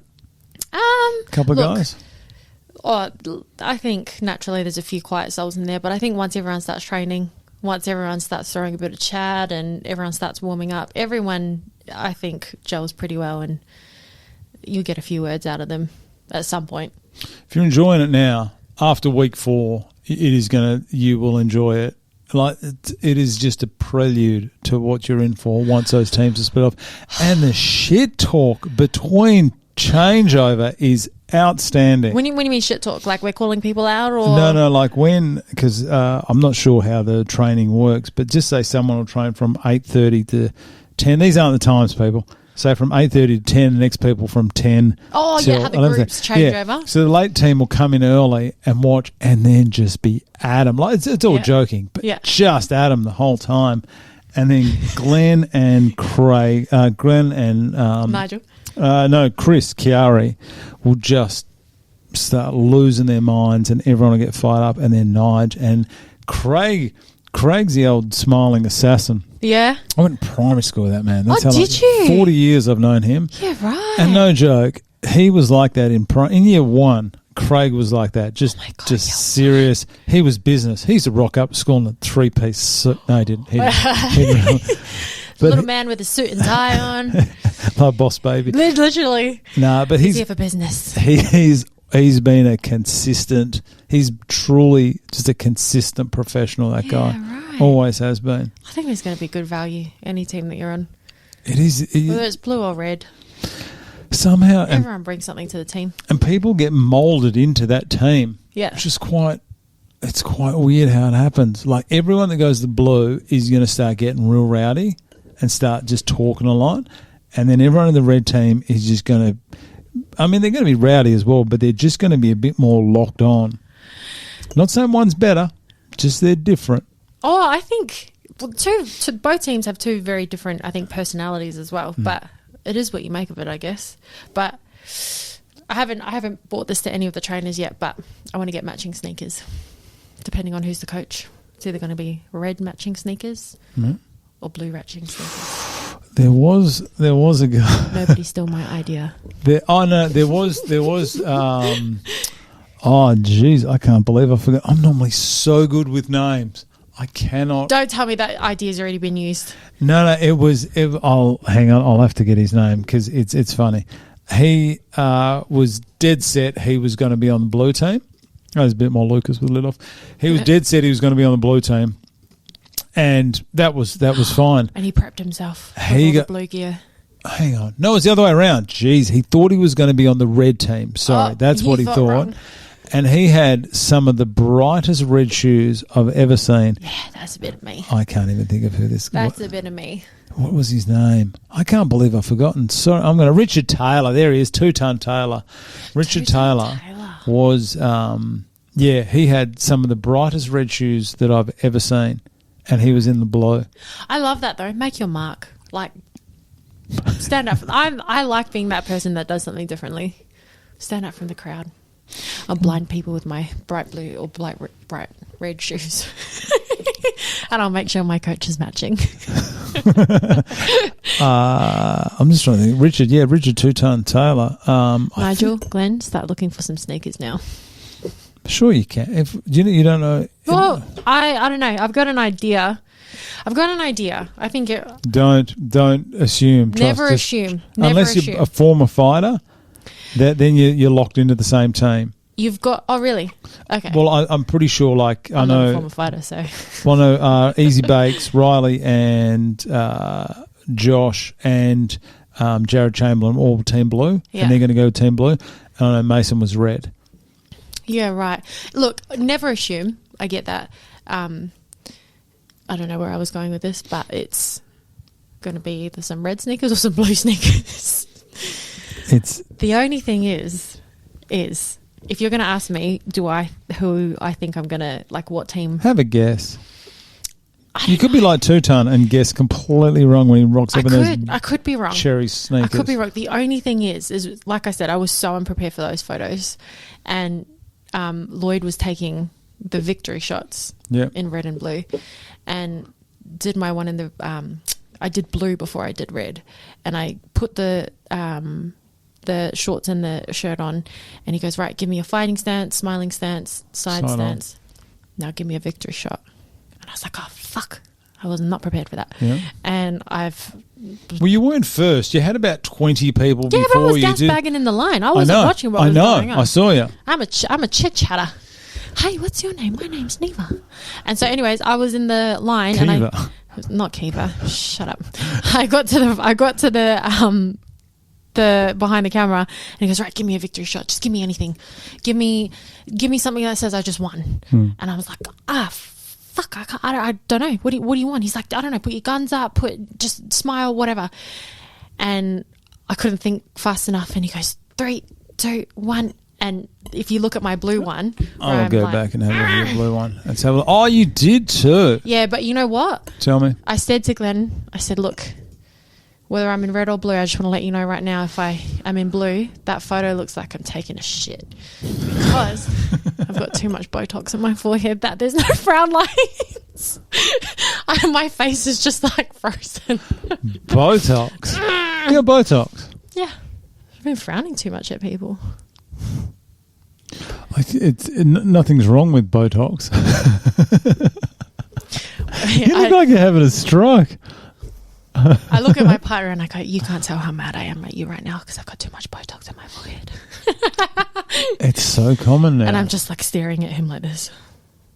It's good that everyone can do and whatever they want. You can get tattoos, you can get, I don't know, big lips or whatever the hell people are doing. Back in my day, you could not. Times have changed. Oh, it's good though. Yeah. It's good. I guess that, I don't know, this whole world is just evolving everything now. Everything from, I don't know, like genders and like school curriculums and like that, being able to just get, I don't know, your lips done, Botox, whatever. Everything's just so much more accessible. Fast fashion, XYZ.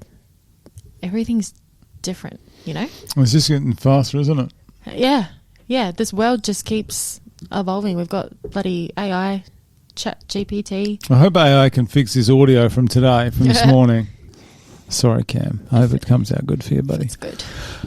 Okay, what are we even talking? So you didn't even get to the. So you think that because you did that pose, that's it? That's a sign. That's the first time I've seen that photo, and it's actually not as bad as what I thought. It was. When you did that, I actually did witness you do this, and I just went, "Oh, this girl knows what. Like she's done this at home, or like she's." No, because she's been practicing. You have a look at some of the early ones; they were a bit more subdued. Let me just say. I hope it's all right. I'm actually just looking at yours now, Ashley Matthewman. If it's ever going to... Oh, then again, look what he's done. He's done the double... Yeah, that's pretty cool. What's that called? Cobra. Is that the Cobra? I don't know. I don't know what move that is. Just made that up. Whatever it is. Anyway, some people were comfortable with it. Some people weren't. Some people love the camera. Abby... I'm surprised she didn't ask for 30 photos. That girl goes hard in the paint on Instagram. Does she? Jesus. I don't know. I don't follow her. I have been going very hard on the screenshots of some of the stuff she's been putting up and taking down, and I am going to open up when she comes in here. Yeah, right. Yep. Unlucky. I'm a bit of a dick behind the camera. I don't mind making an idiot of myself. That's good though. That's a good way to be. Like I said, I was unprepared for that photo shoot, so I'm glad you got something out of it. Oh, I enjoyed it. What am I even looking at here? Getting back to you. Jesus. I've got way too many tabs open here. Did I just close yours? Yeah. Go no, up. I didn't. There we go. Oh, you're right there. There you go. You're right there. We'll get back to this PCR. Oh, I said I was going to cut them down to 1 hour an episode. I said I'm going to do it. No chance. How long have we been sitting here for? Oh, hour and a half. Okay. Yeah. You're not even close. I'm up to question 2. I told you I can gas bag and just pull shit out of my mouth. We've been through this before earlier on. Have you been to a PCR event? I haven't. You are in for a treat. I have seen so much about it. Doesn't do it justice. Doesn't do it justice. I still get pumped. I still go in there and they say, don't go in there. I say, yeah, sure. And then I go in there. If you're thinking about it every single night, 11 o'clock before you go to sleep, working your way through the night, and we're still 8 weeks out, I can only imagine what you're like on the night and all the fighters are like on the night. Yeah, I think that's the lead up. That's more a me problem. Hey, no, that's a me problem too. Just I think just when you sit with the thought, like, how's it going to go? What can I anticipate? What's coming? What can I expect? like everything, because there's so much that's invested in it. It's your sponsor, like your team, that's your sponsor that puts so much into it as well, your team, like your tribe that are coming, there's your family and friends that are putting in so much to come and support you, and there's so much angst behind it. That's what I'm most excited about. It sounds like it's not true. This is just my opinion, maybe not shared by everyone. It honestly doesn't matter if you win or lose. Yeah. And it doesn't matter to your mates. Yep. I know it sounds weird. No. Your people will always show up for you, I think. And that this whole journey and this whole campaign has been, for me anyway, overwhelming to see the people who show up. My family have been backing me every single step of the way. They ask me every day, how was training? Like my man is on board 110%. So to see them come through every single step with you as well, like they're also on the journey. They're there when you leave for training and when you get home from training, and when they've got a bit of downtime with you, because the trainings are intense. Oh yeah, and I think if you're putting in like an extra 110% to prep yourself for that, you do your 4 days, but then you do your work that's at home. It's your recovery, it's the shit that you're not doing at training. So, and you've got your job. And we're full-time workers as well. So We also have our day jobs. It is that support. Yeah. And I've seen a lot of people who didn't get the win, and they go back into the crowd and their heads are down thinking they've let people down. But you've let no one down. Yeah. You've got the balls to get in the ring. Sorry, balls if that's the wrong choice. I got the balls to get in the ring. The confidence to actually get in the ring and do it where it is in front of the fact that your first fight is going to be there, and the production is better. I'm putting it out there. The production is better than any amateur boxing that I've ever seen, and it is better than majority of the professional boxing. Yeah, right. That's what I'm excited for. It's like the energy that's behind it. I've never been to one of the PCR events. I've seen it. I can only imagine what it's like, but to be a part of it. Go in the room at about midday while they're just putting the cutlery down. Quiet. You put the cutlery down and they're just getting the. It is, and you just think this is packed. This is going to be packed, and it's this packed. room's going to be full of people. I think I've even got the table layout here. Just stand by. Screaming. That's, for me, one of the most, not overwhelming, but maybe overwhelming things about it is my people who are showing up, because it is a lot. It's a lot to ask of them. It's a lot for us to go through, this whole journey of a 9-week training camp to then throw ourselves in the ring. So it's like the love and the support that is behind this is incredible. How I was gonna ask you that. How has your family and friends been with this whole thing? Oh, incredible. Tell me how many in the gang? First up, that's what I wanted to know. I couldn't tell you how many. Couldn't tell you how many are in the tribe. They're just, they're everywhere, here, there, and everyone in between. Has there been anyone that's sort of had hesitations towards you being part of it? No. Everyone's on board? Actually, my mum. Yeah. My mum is funny story, and the only reason that she doesn't like to see any of her babies get knocked around. My sister plays rugby, and so who she play for? She plays for Cottesloe. Cot. I used to play for Cot. Did you? See when what I mean? When that wind, Soaks, don't even get me started on those guys. They're so good. That's the only reason I don't like them. Do you remember? Have you ever been there playing when the winds come in? That sea breeze is a killer. Do you know where you'll find me? Tell me. In the club room with a Prosecco in my hand.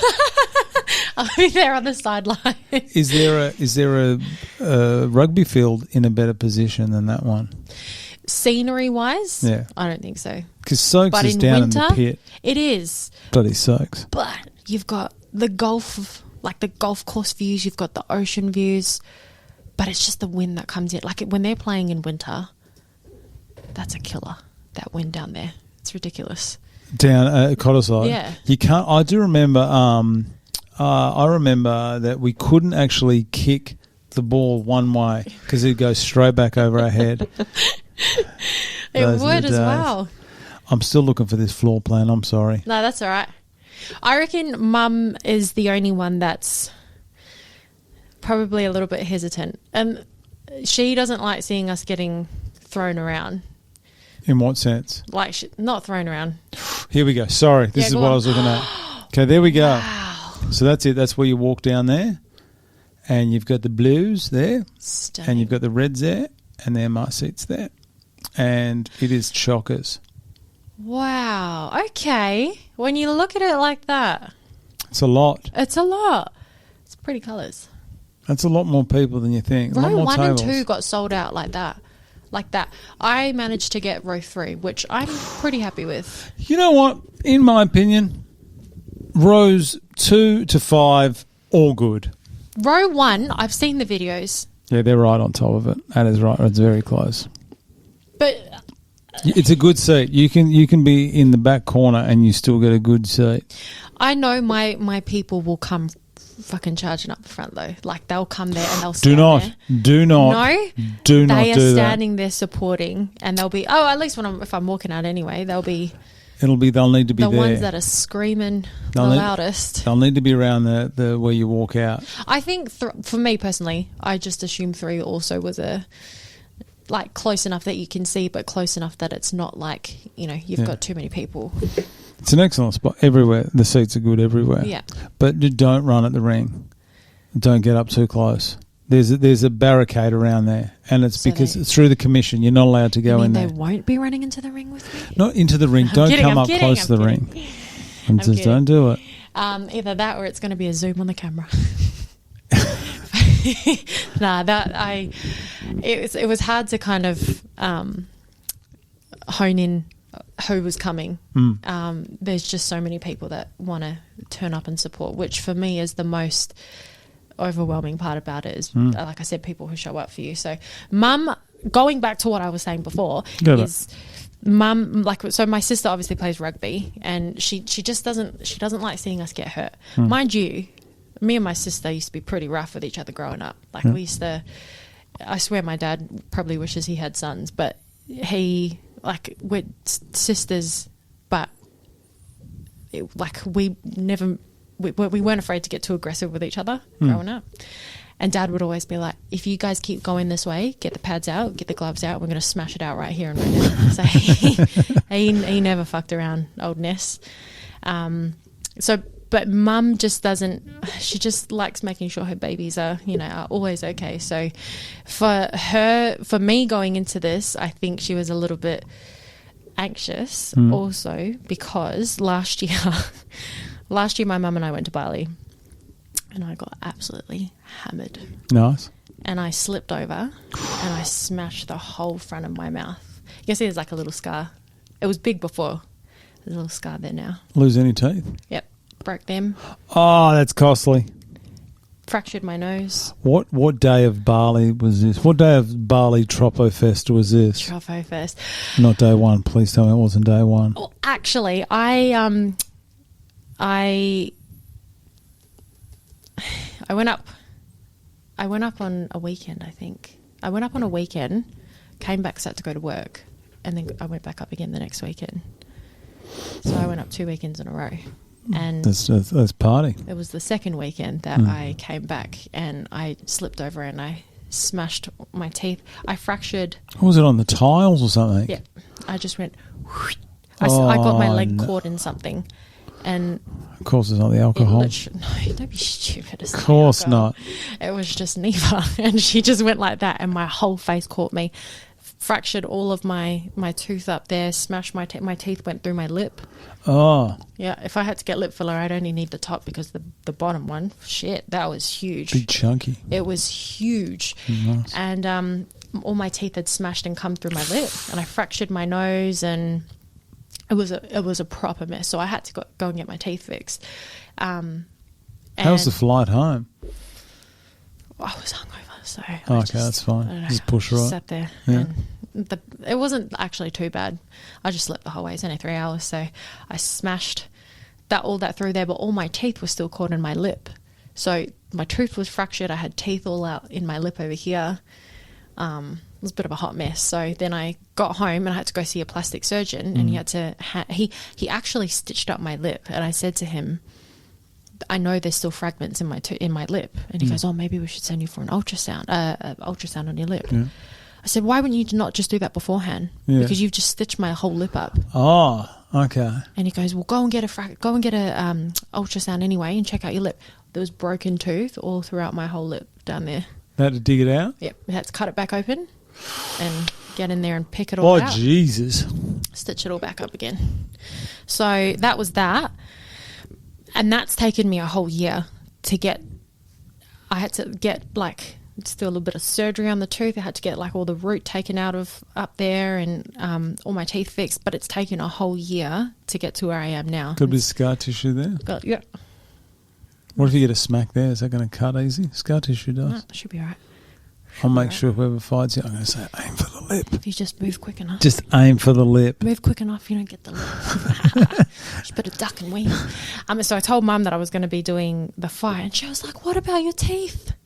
You just spent all this time and money getting your teeth done. You've got a Gobsmack mouthguard. That's a Gobsmack sports mouthguard. Major sponsor, Gobsmack. Major sponsor. I don't have. Oh, geez, I've left the shirt off. Here you go. Like that. Gobsmack sports mouthguards. What's it say at the bottom? Sports mouthguards, it does, sorry. There you go. Sorry, that was a you, shirt. I had that. That's a big one. I had the other small one on today, but I washed it. I just put it in the wash because it smelled. Yeah.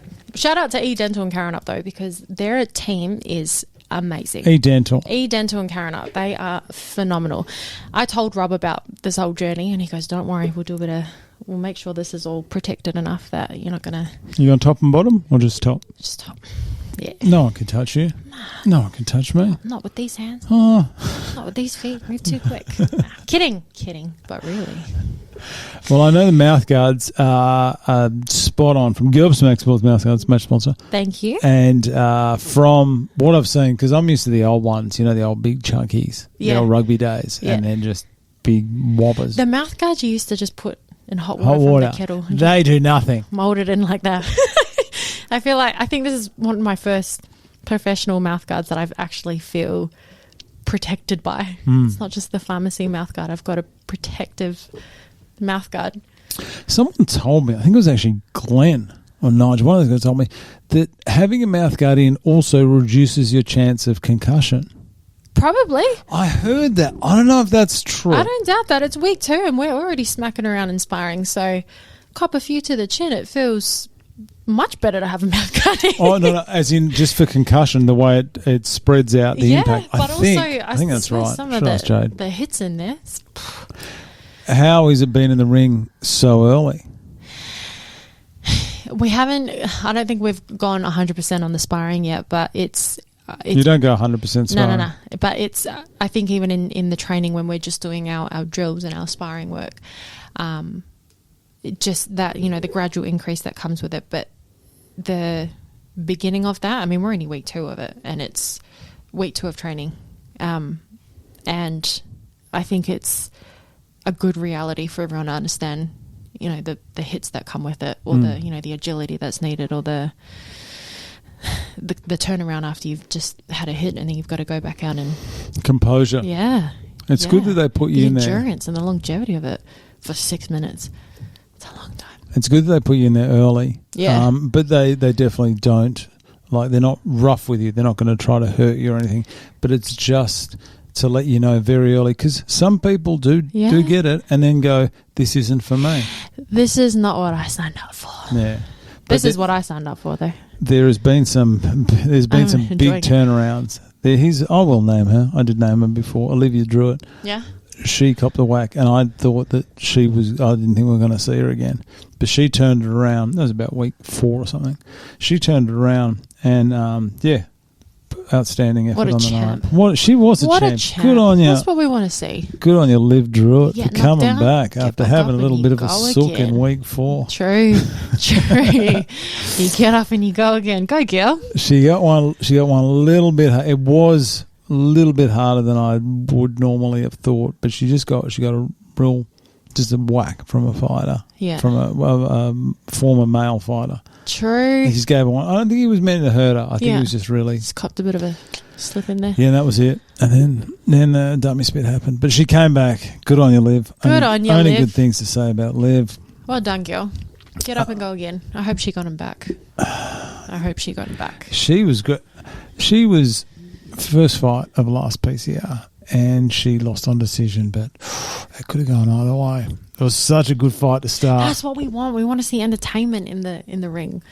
Like I guess some fights can go either this way or they can go that way. But when you put on a show, you get to the end and you go, "Fuck! It could be this person or it could be that person." That's a good fight. So hard to tell. That's entertaining. That's entertainment. Just it could lean either way, and you get the outcome you're hoping for. But then you go, "Oh fuck! That was actually pretty close." That's a show for me. It's You got to be able to take it in though when you are fighting, because it is over so quick. Yeah, got to be not able in to the take 6 minutes that you're fighting though. No. But just that 6 minutes feels like the longest 6 minutes ever. Yeah, but just don't rush the event to be here and everything. Just really enjoy what's going on with it. Yeah, so I'm really soaking it in. It's going to be a long journey. Like I said, it's only week 2, but it's gone by pretty quick. When you start getting fitter, then you can start putting your combinations and the skills together. That's when it gets a lot more fun. Yeah. So I mean, it seems like everyone's enjoying themselves. Those bag sprints at the end aren't enjoyable, are they? I left early. I had to leave on Sunday. I had to duck out early. And Glenn made me do a sprint in front of everyone. And he goes, okay, give me 30 seconds. Kept going. Felt like forever. Got to, I reckon I would have been sprinting for already 20 seconds. And he goes, right, 20 seconds. And I'm still going.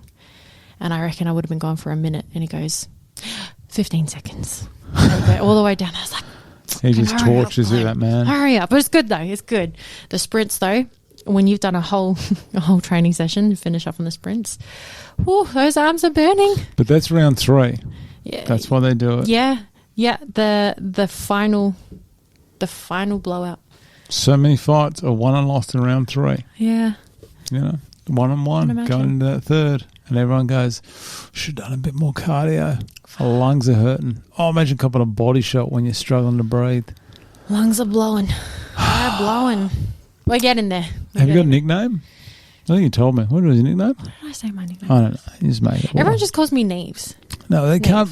So you can't be Neves Sesega. Naughty Neves. Nah, kidding. What's your fight name going to be? You got about 2 weeks to decide that.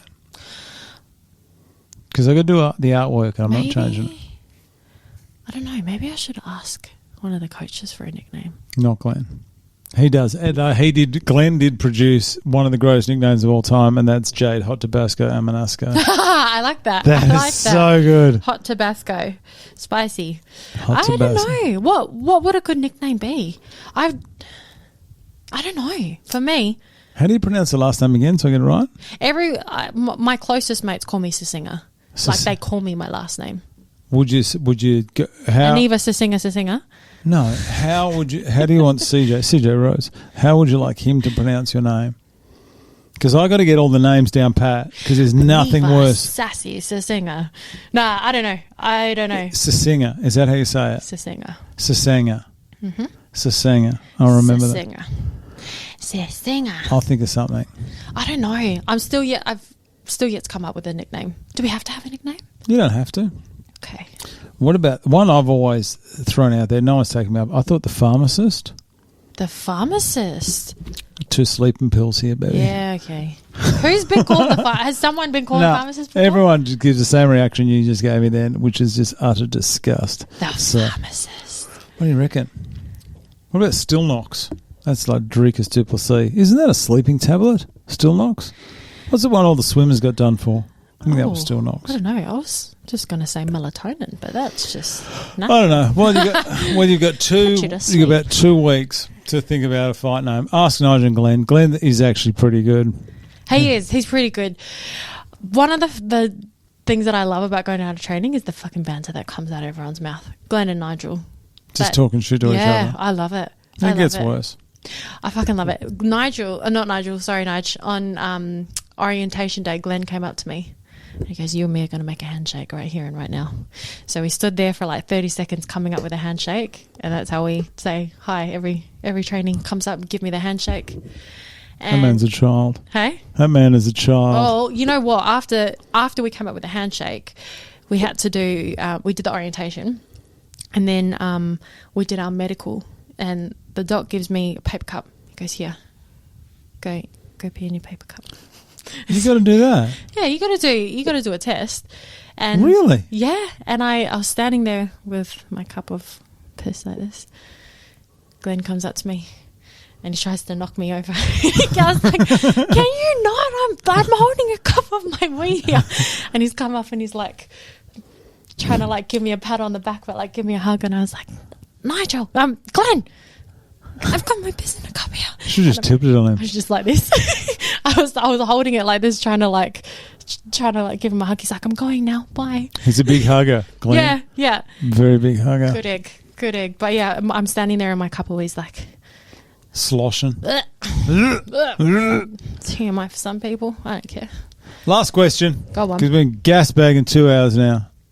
Aftermath plans. Yes, this is important to me because I have a come down after. Sorry, I'm playing footsies with you under there. Yeah. I have a come down after the event, so I can't imagine what you guys have. It's such a big part of everyone's life, and there will be a time after the event where you go, now what? I'm a bit lost. What have you got? Have you got something else planned? My partner and I are trying to buy a house at the moment, so we're just on the hunt for that at the mo. So houses are so cheap at the moment.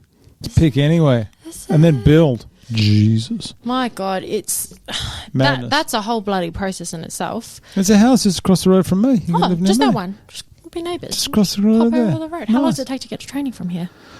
Oh, it's a pain in the ass if you cop traffic. 25. It's not bad. Where are you living now? North of the river. Where? Naughty north. Where? What suburb? Up by the coast. Okay, you don't want to tell me this? Oh, okay. Yeah, all right. No worries. Coastal. Coastal. We'll say coastal. Okay, I gotcha. It doesn't take too long, but I don't know. Just there's a lot going on, with training, and we're trying to find a house and whatnot. So I think the priority after the whole event is done, buy a house, either before or after. But we really want to go back to Europe. So nice. What comes first, the chicken or the egg?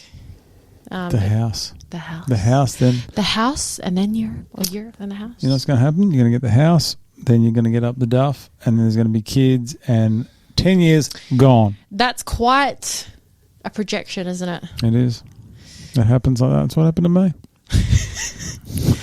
PCR's coming for you. PCR 14, 2026. It's got your name in the ring. Nah. No, I don't know. We want to travel a lot more. We want to buy a house. So, one or the other. One or the other. We're always finding something to do. We really want to buy a house that we can do a reno on. So, something that we can just get our hands on and flip and make it our own.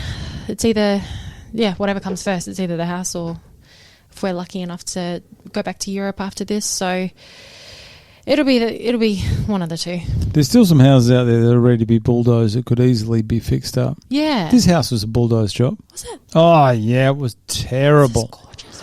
It was when I actually look back and I think I felt bad. I got my wife to move in here. This place was a go. This room that we're actually in here now, when we first came in here, there were two people asleep on a mattress on the floor. Yeah, right. And they had a hubcap with the cigarette butts like that in here. That was this room. True. These walls have seen something. No, we replaced the walls. The walls just had holes in them. Okay. Yeah. All right. But there's still some, if you're handy. It's character. It's a bit of character. It's seen some things. This house has seen some shit I don't even want to know about. But how old is this house? I love the old character about house. 1940s. Love it. I'd love to buy an old character house. It's on stumps, this one. Fine. Stumps, that's fine. 30s, 40s, 50s, 20s. House used to be like that. Like, used to go down the middle. You could put marbles at the front door, and they used to roll into the middle of the house. Came up 200 mil, so 20 centimetres in the middle from the front. Were your beds just like this? Like, were you sleeping on an angle? You could feel it when you walked. The beds did have to run towards the front or the back of the house, because if they were on the side, you would roll. Yeah, right. That's how bad this house was. Far out. Come a long way. Yeah, we've done well. A lot of work. Well. I think it's stunning. Thanks. Gorge. Thanks. So gorge. It's my wife. She's the one. She's the designer. Gem. She knows what she's doing. She tells me what to do. I think I'll have a drink with her on April 5th. She will have a few under her belt. Sure. I'll find her. Her and a mate, when those two get together, Jesus. Love it. I can't wait for the aftermath of it.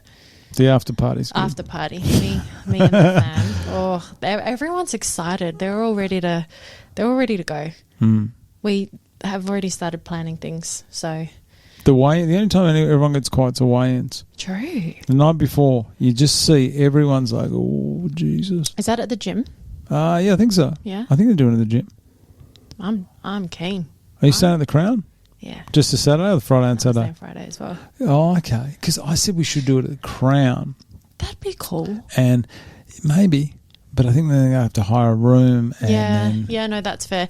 We're staying Friday, Saturday, so that I can get a bit of a sleep in on Saturday. That's what you need. You want a nice, easy start. I don't have to be anywhere. I don't have to rush anywhere. So that's all part of the game plan. I reckon it'll be good. That's the way to do it. So fucking keen. Yes. What haven't we addressed up there? We've gone over everything. Have we? Pretty much. We've been going 2 hours. We talked about music and your bad taste in music for ages. You came first, so it's your bad taste in music. You're older than me. I came from the 90s era. That was like, that for me, that was prime time for music. So 90s. what year were you born? 97. So I caught the last little bit of the I'd the 90s. finished high school when you were born. Wow. I know. Wow. I was just entering the world. I know. Brand new, fresh baby. Imagine that. I was 20. Oh, right. Yeah. Yeah. That's how old. Okay, all right. Okay, Yeah, you got it. You got the 70s and the 80s. Good I music think in the eras as well. 70s. I didn't like the 80s. No, No. I don't mind a bit of 80s music. No, but when the 90s kicked in, that's when I found my form. When it turned into that full Seattle scene, that was me. Yeah, right. Yes. I know we've been over it, but let's just go over it one more time because they're just fantastic people, and I'm just about to absolutely annihilate that continental roll. Tell me about sold out. There we go. Instagram post. Family support, the friends, the dream team, and your sponsor. The dream team.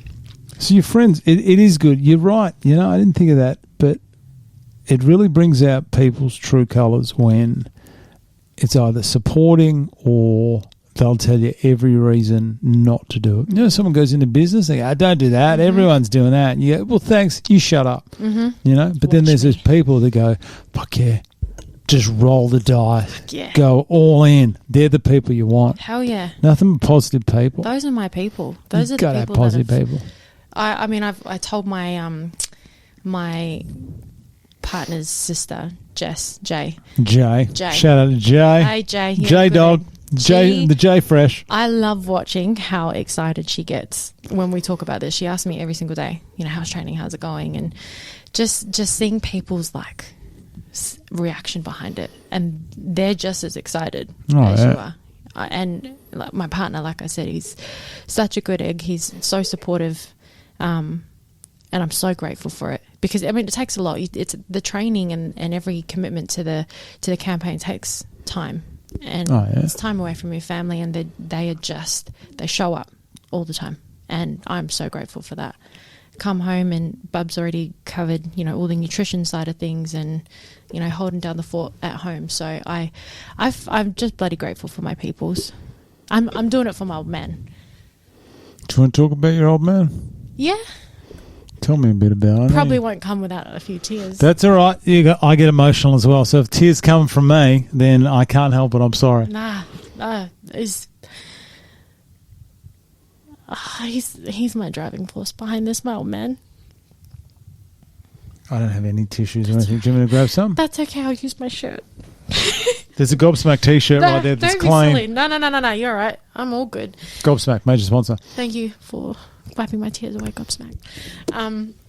He's my dad's my driving force behind this. He's like, what would he be thinking if he was with us? You go, girl.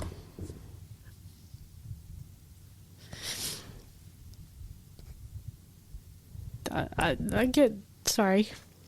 You're making me emotional. I didn't lose him too long ago, so it's still like a little bit fresh and raw. But my old man, he was such a girl's dad. It's just me and my sister. So my dad never, not once, rocked up or showed up as a dad. If ever, like I got into trouble one time overseas, and my dad was already booking his flights to come and get me overseas. And he's just always been a frontline figure that has, if he says he's going to do something, he'll do it. And I try and take on that same approach when it comes to life. If I say I'm going to do something, then I'll do it. And my dad has always showed up, always rocked up, and put us before anyone else. And he's the whole reason I've got a love for sport and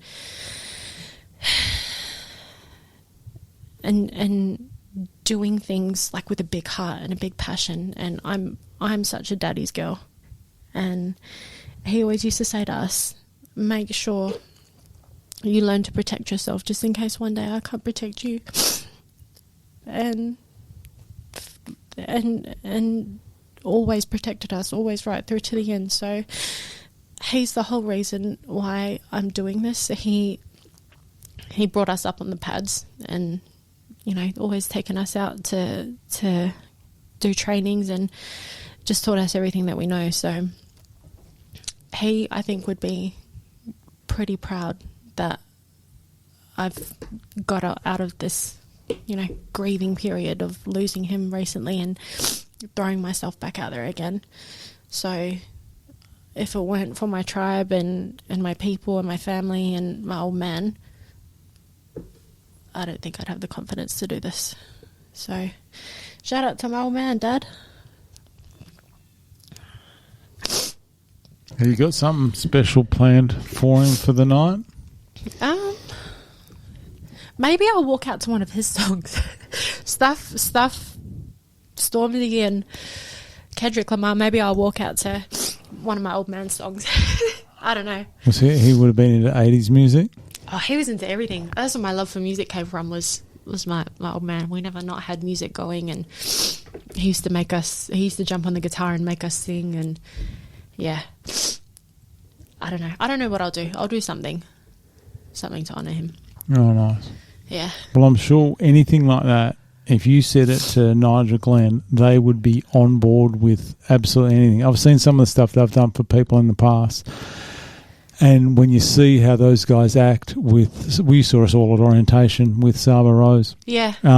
So anything like that I have no question in my mind, Glenn and Nige and Craig and Chris would just be whatever you need, let's do it. That's what I love about this. They're all family people. Yeah. It's all for the Saba Rose Foundation, which is an incredible charity and partner to align with and to do this all for. And we met Saba Rose and her family on orientation day, and they're just beautiful people, and you can see those values come through in the team, in Nigel and in Glenn and everyone else who keeps coming back to PCO every year. So it makes everything, you know, just have so much more purpose and reason, which I'm grateful to be a part of. Yeah. So grateful. And once you're in it, you know you're in it for life. Yeah. There's guys that have been they competed like in PCR 6. Chris is still coming from PCR 1. PCR 1. He'll never get rid of Chris. We've been trying to for years. He stayed blue, true blue all the way through. I didn't even compete, and I've been there since, I think I started in 5. You're one of the OGs. No, I'm not. No. I can't lay claim to it, no. But still 5. That's 8 years. No, I'm doing 2. I think I came in, I don't know, about 4 years ago, and I came in just to do these interviews, and that was it. And then it just sort of got more and more from there. Yeah, right. But I'm loving that you do this. Yeah, I've been mates with Glenn for about 20 years. Yeah. And when I say mates, like we knew each other, we were friendly and chatty and stuff. But and from back in, I remember when he started Anarchy, that was a wild. Yeah, right. That was a wild gym, Anarchy in West Perth. And I remember when he started. There's so much culture and history behind it. There is, and I think unfortunately a lot of the stuff with Anarchy's is gone. Like a lot of the history, I think I still got an Anarchy shirt in there. But that's when things were wild. But yeah, right. And that's just being part of it. And I, whatever role they need me in, like in the future, I'm just happy to be part of it. Yeah. I know the money goes where it should. That's the difference. You know what the purpose is, and you know what it's all going towards. Yeah. And I think that makes, when you understand all of that and you know, that purpose and that goal that you guys, everyone's collectively working towards, makes everything worthwhile. All for the reasons that you know. You know, it's for the Saba Rose Foundation, for a beautiful charity partner that it's worth it, and all the sponsors that get on board, and it's not just about having a great night, is it? It's everything else that comes with it. Yeah. And it all comes out on the night. Yeah. And Glenn gets emotional, and Nige gets emotional, and I get emotional. Everyone does. Be hard not to. Oh, yeah. But no, it's a fantastic event, and I say it every year. It's an honour just to be part of it. And this one, this one's going to be different. Yeah. Something. Does it feel different? It does, in a good way, but it's just there's so much hype. There is. Even the fact that all the tables are sold out already. Far out. And everyone. Killer. And it's the fact there's not the same pressure. Now a lot is done and we're organised and it hasn't got the same, there's the things that aren't going to be taking us away from actually enjoying it, because I've realised that there's oftentimes where I don't enjoy the lead up because it's just too stressful. The stress and the pressure and deadlines, and I feel like everyone's pretty switched on. Like everyone seems very proactive in getting shit done. Yeah, well, you have to. Like even the fighters, it's session 2 or on session 2, everyone's not everyone, half the squad's already rocked up in their boxing boots, you know. And has anyone lost mouth guards and stuff yet? Glenn called me out for I dropped my mouth guard on the ground. I didn't have it in. I just had it on me. Yeah. It was in my pocket and it fell out. And it fell out on the ground. And it's a bright yellow mouth guard. And he goes, who the fuck's mouth guard is this? And I've looked at him and I was like, fuck. And everyone just started laughing. Because obviously that's not going to come without a consequence later. So he called me out for it. I was the one that lost my mouth guard. But I found it. You found it? Thanks to Glenn. Can't believe you're thanking Glenn. It's me. I'm the one that lost it. Well, you are... Liability. How many days are you away? I think you're about 51 days from memory. It's coming by. Watch it this is coming. space. 51 days, 9 hours. 52 minutes, 15 seconds. Let's fucking go. It will come around so quick. I am so excited. I'm so pumped for this. Can't wait. Should be. This last 50 days will fly. You won't realise how quick these 50 days are going to go. It's already, nearly 2 weeks down now, so...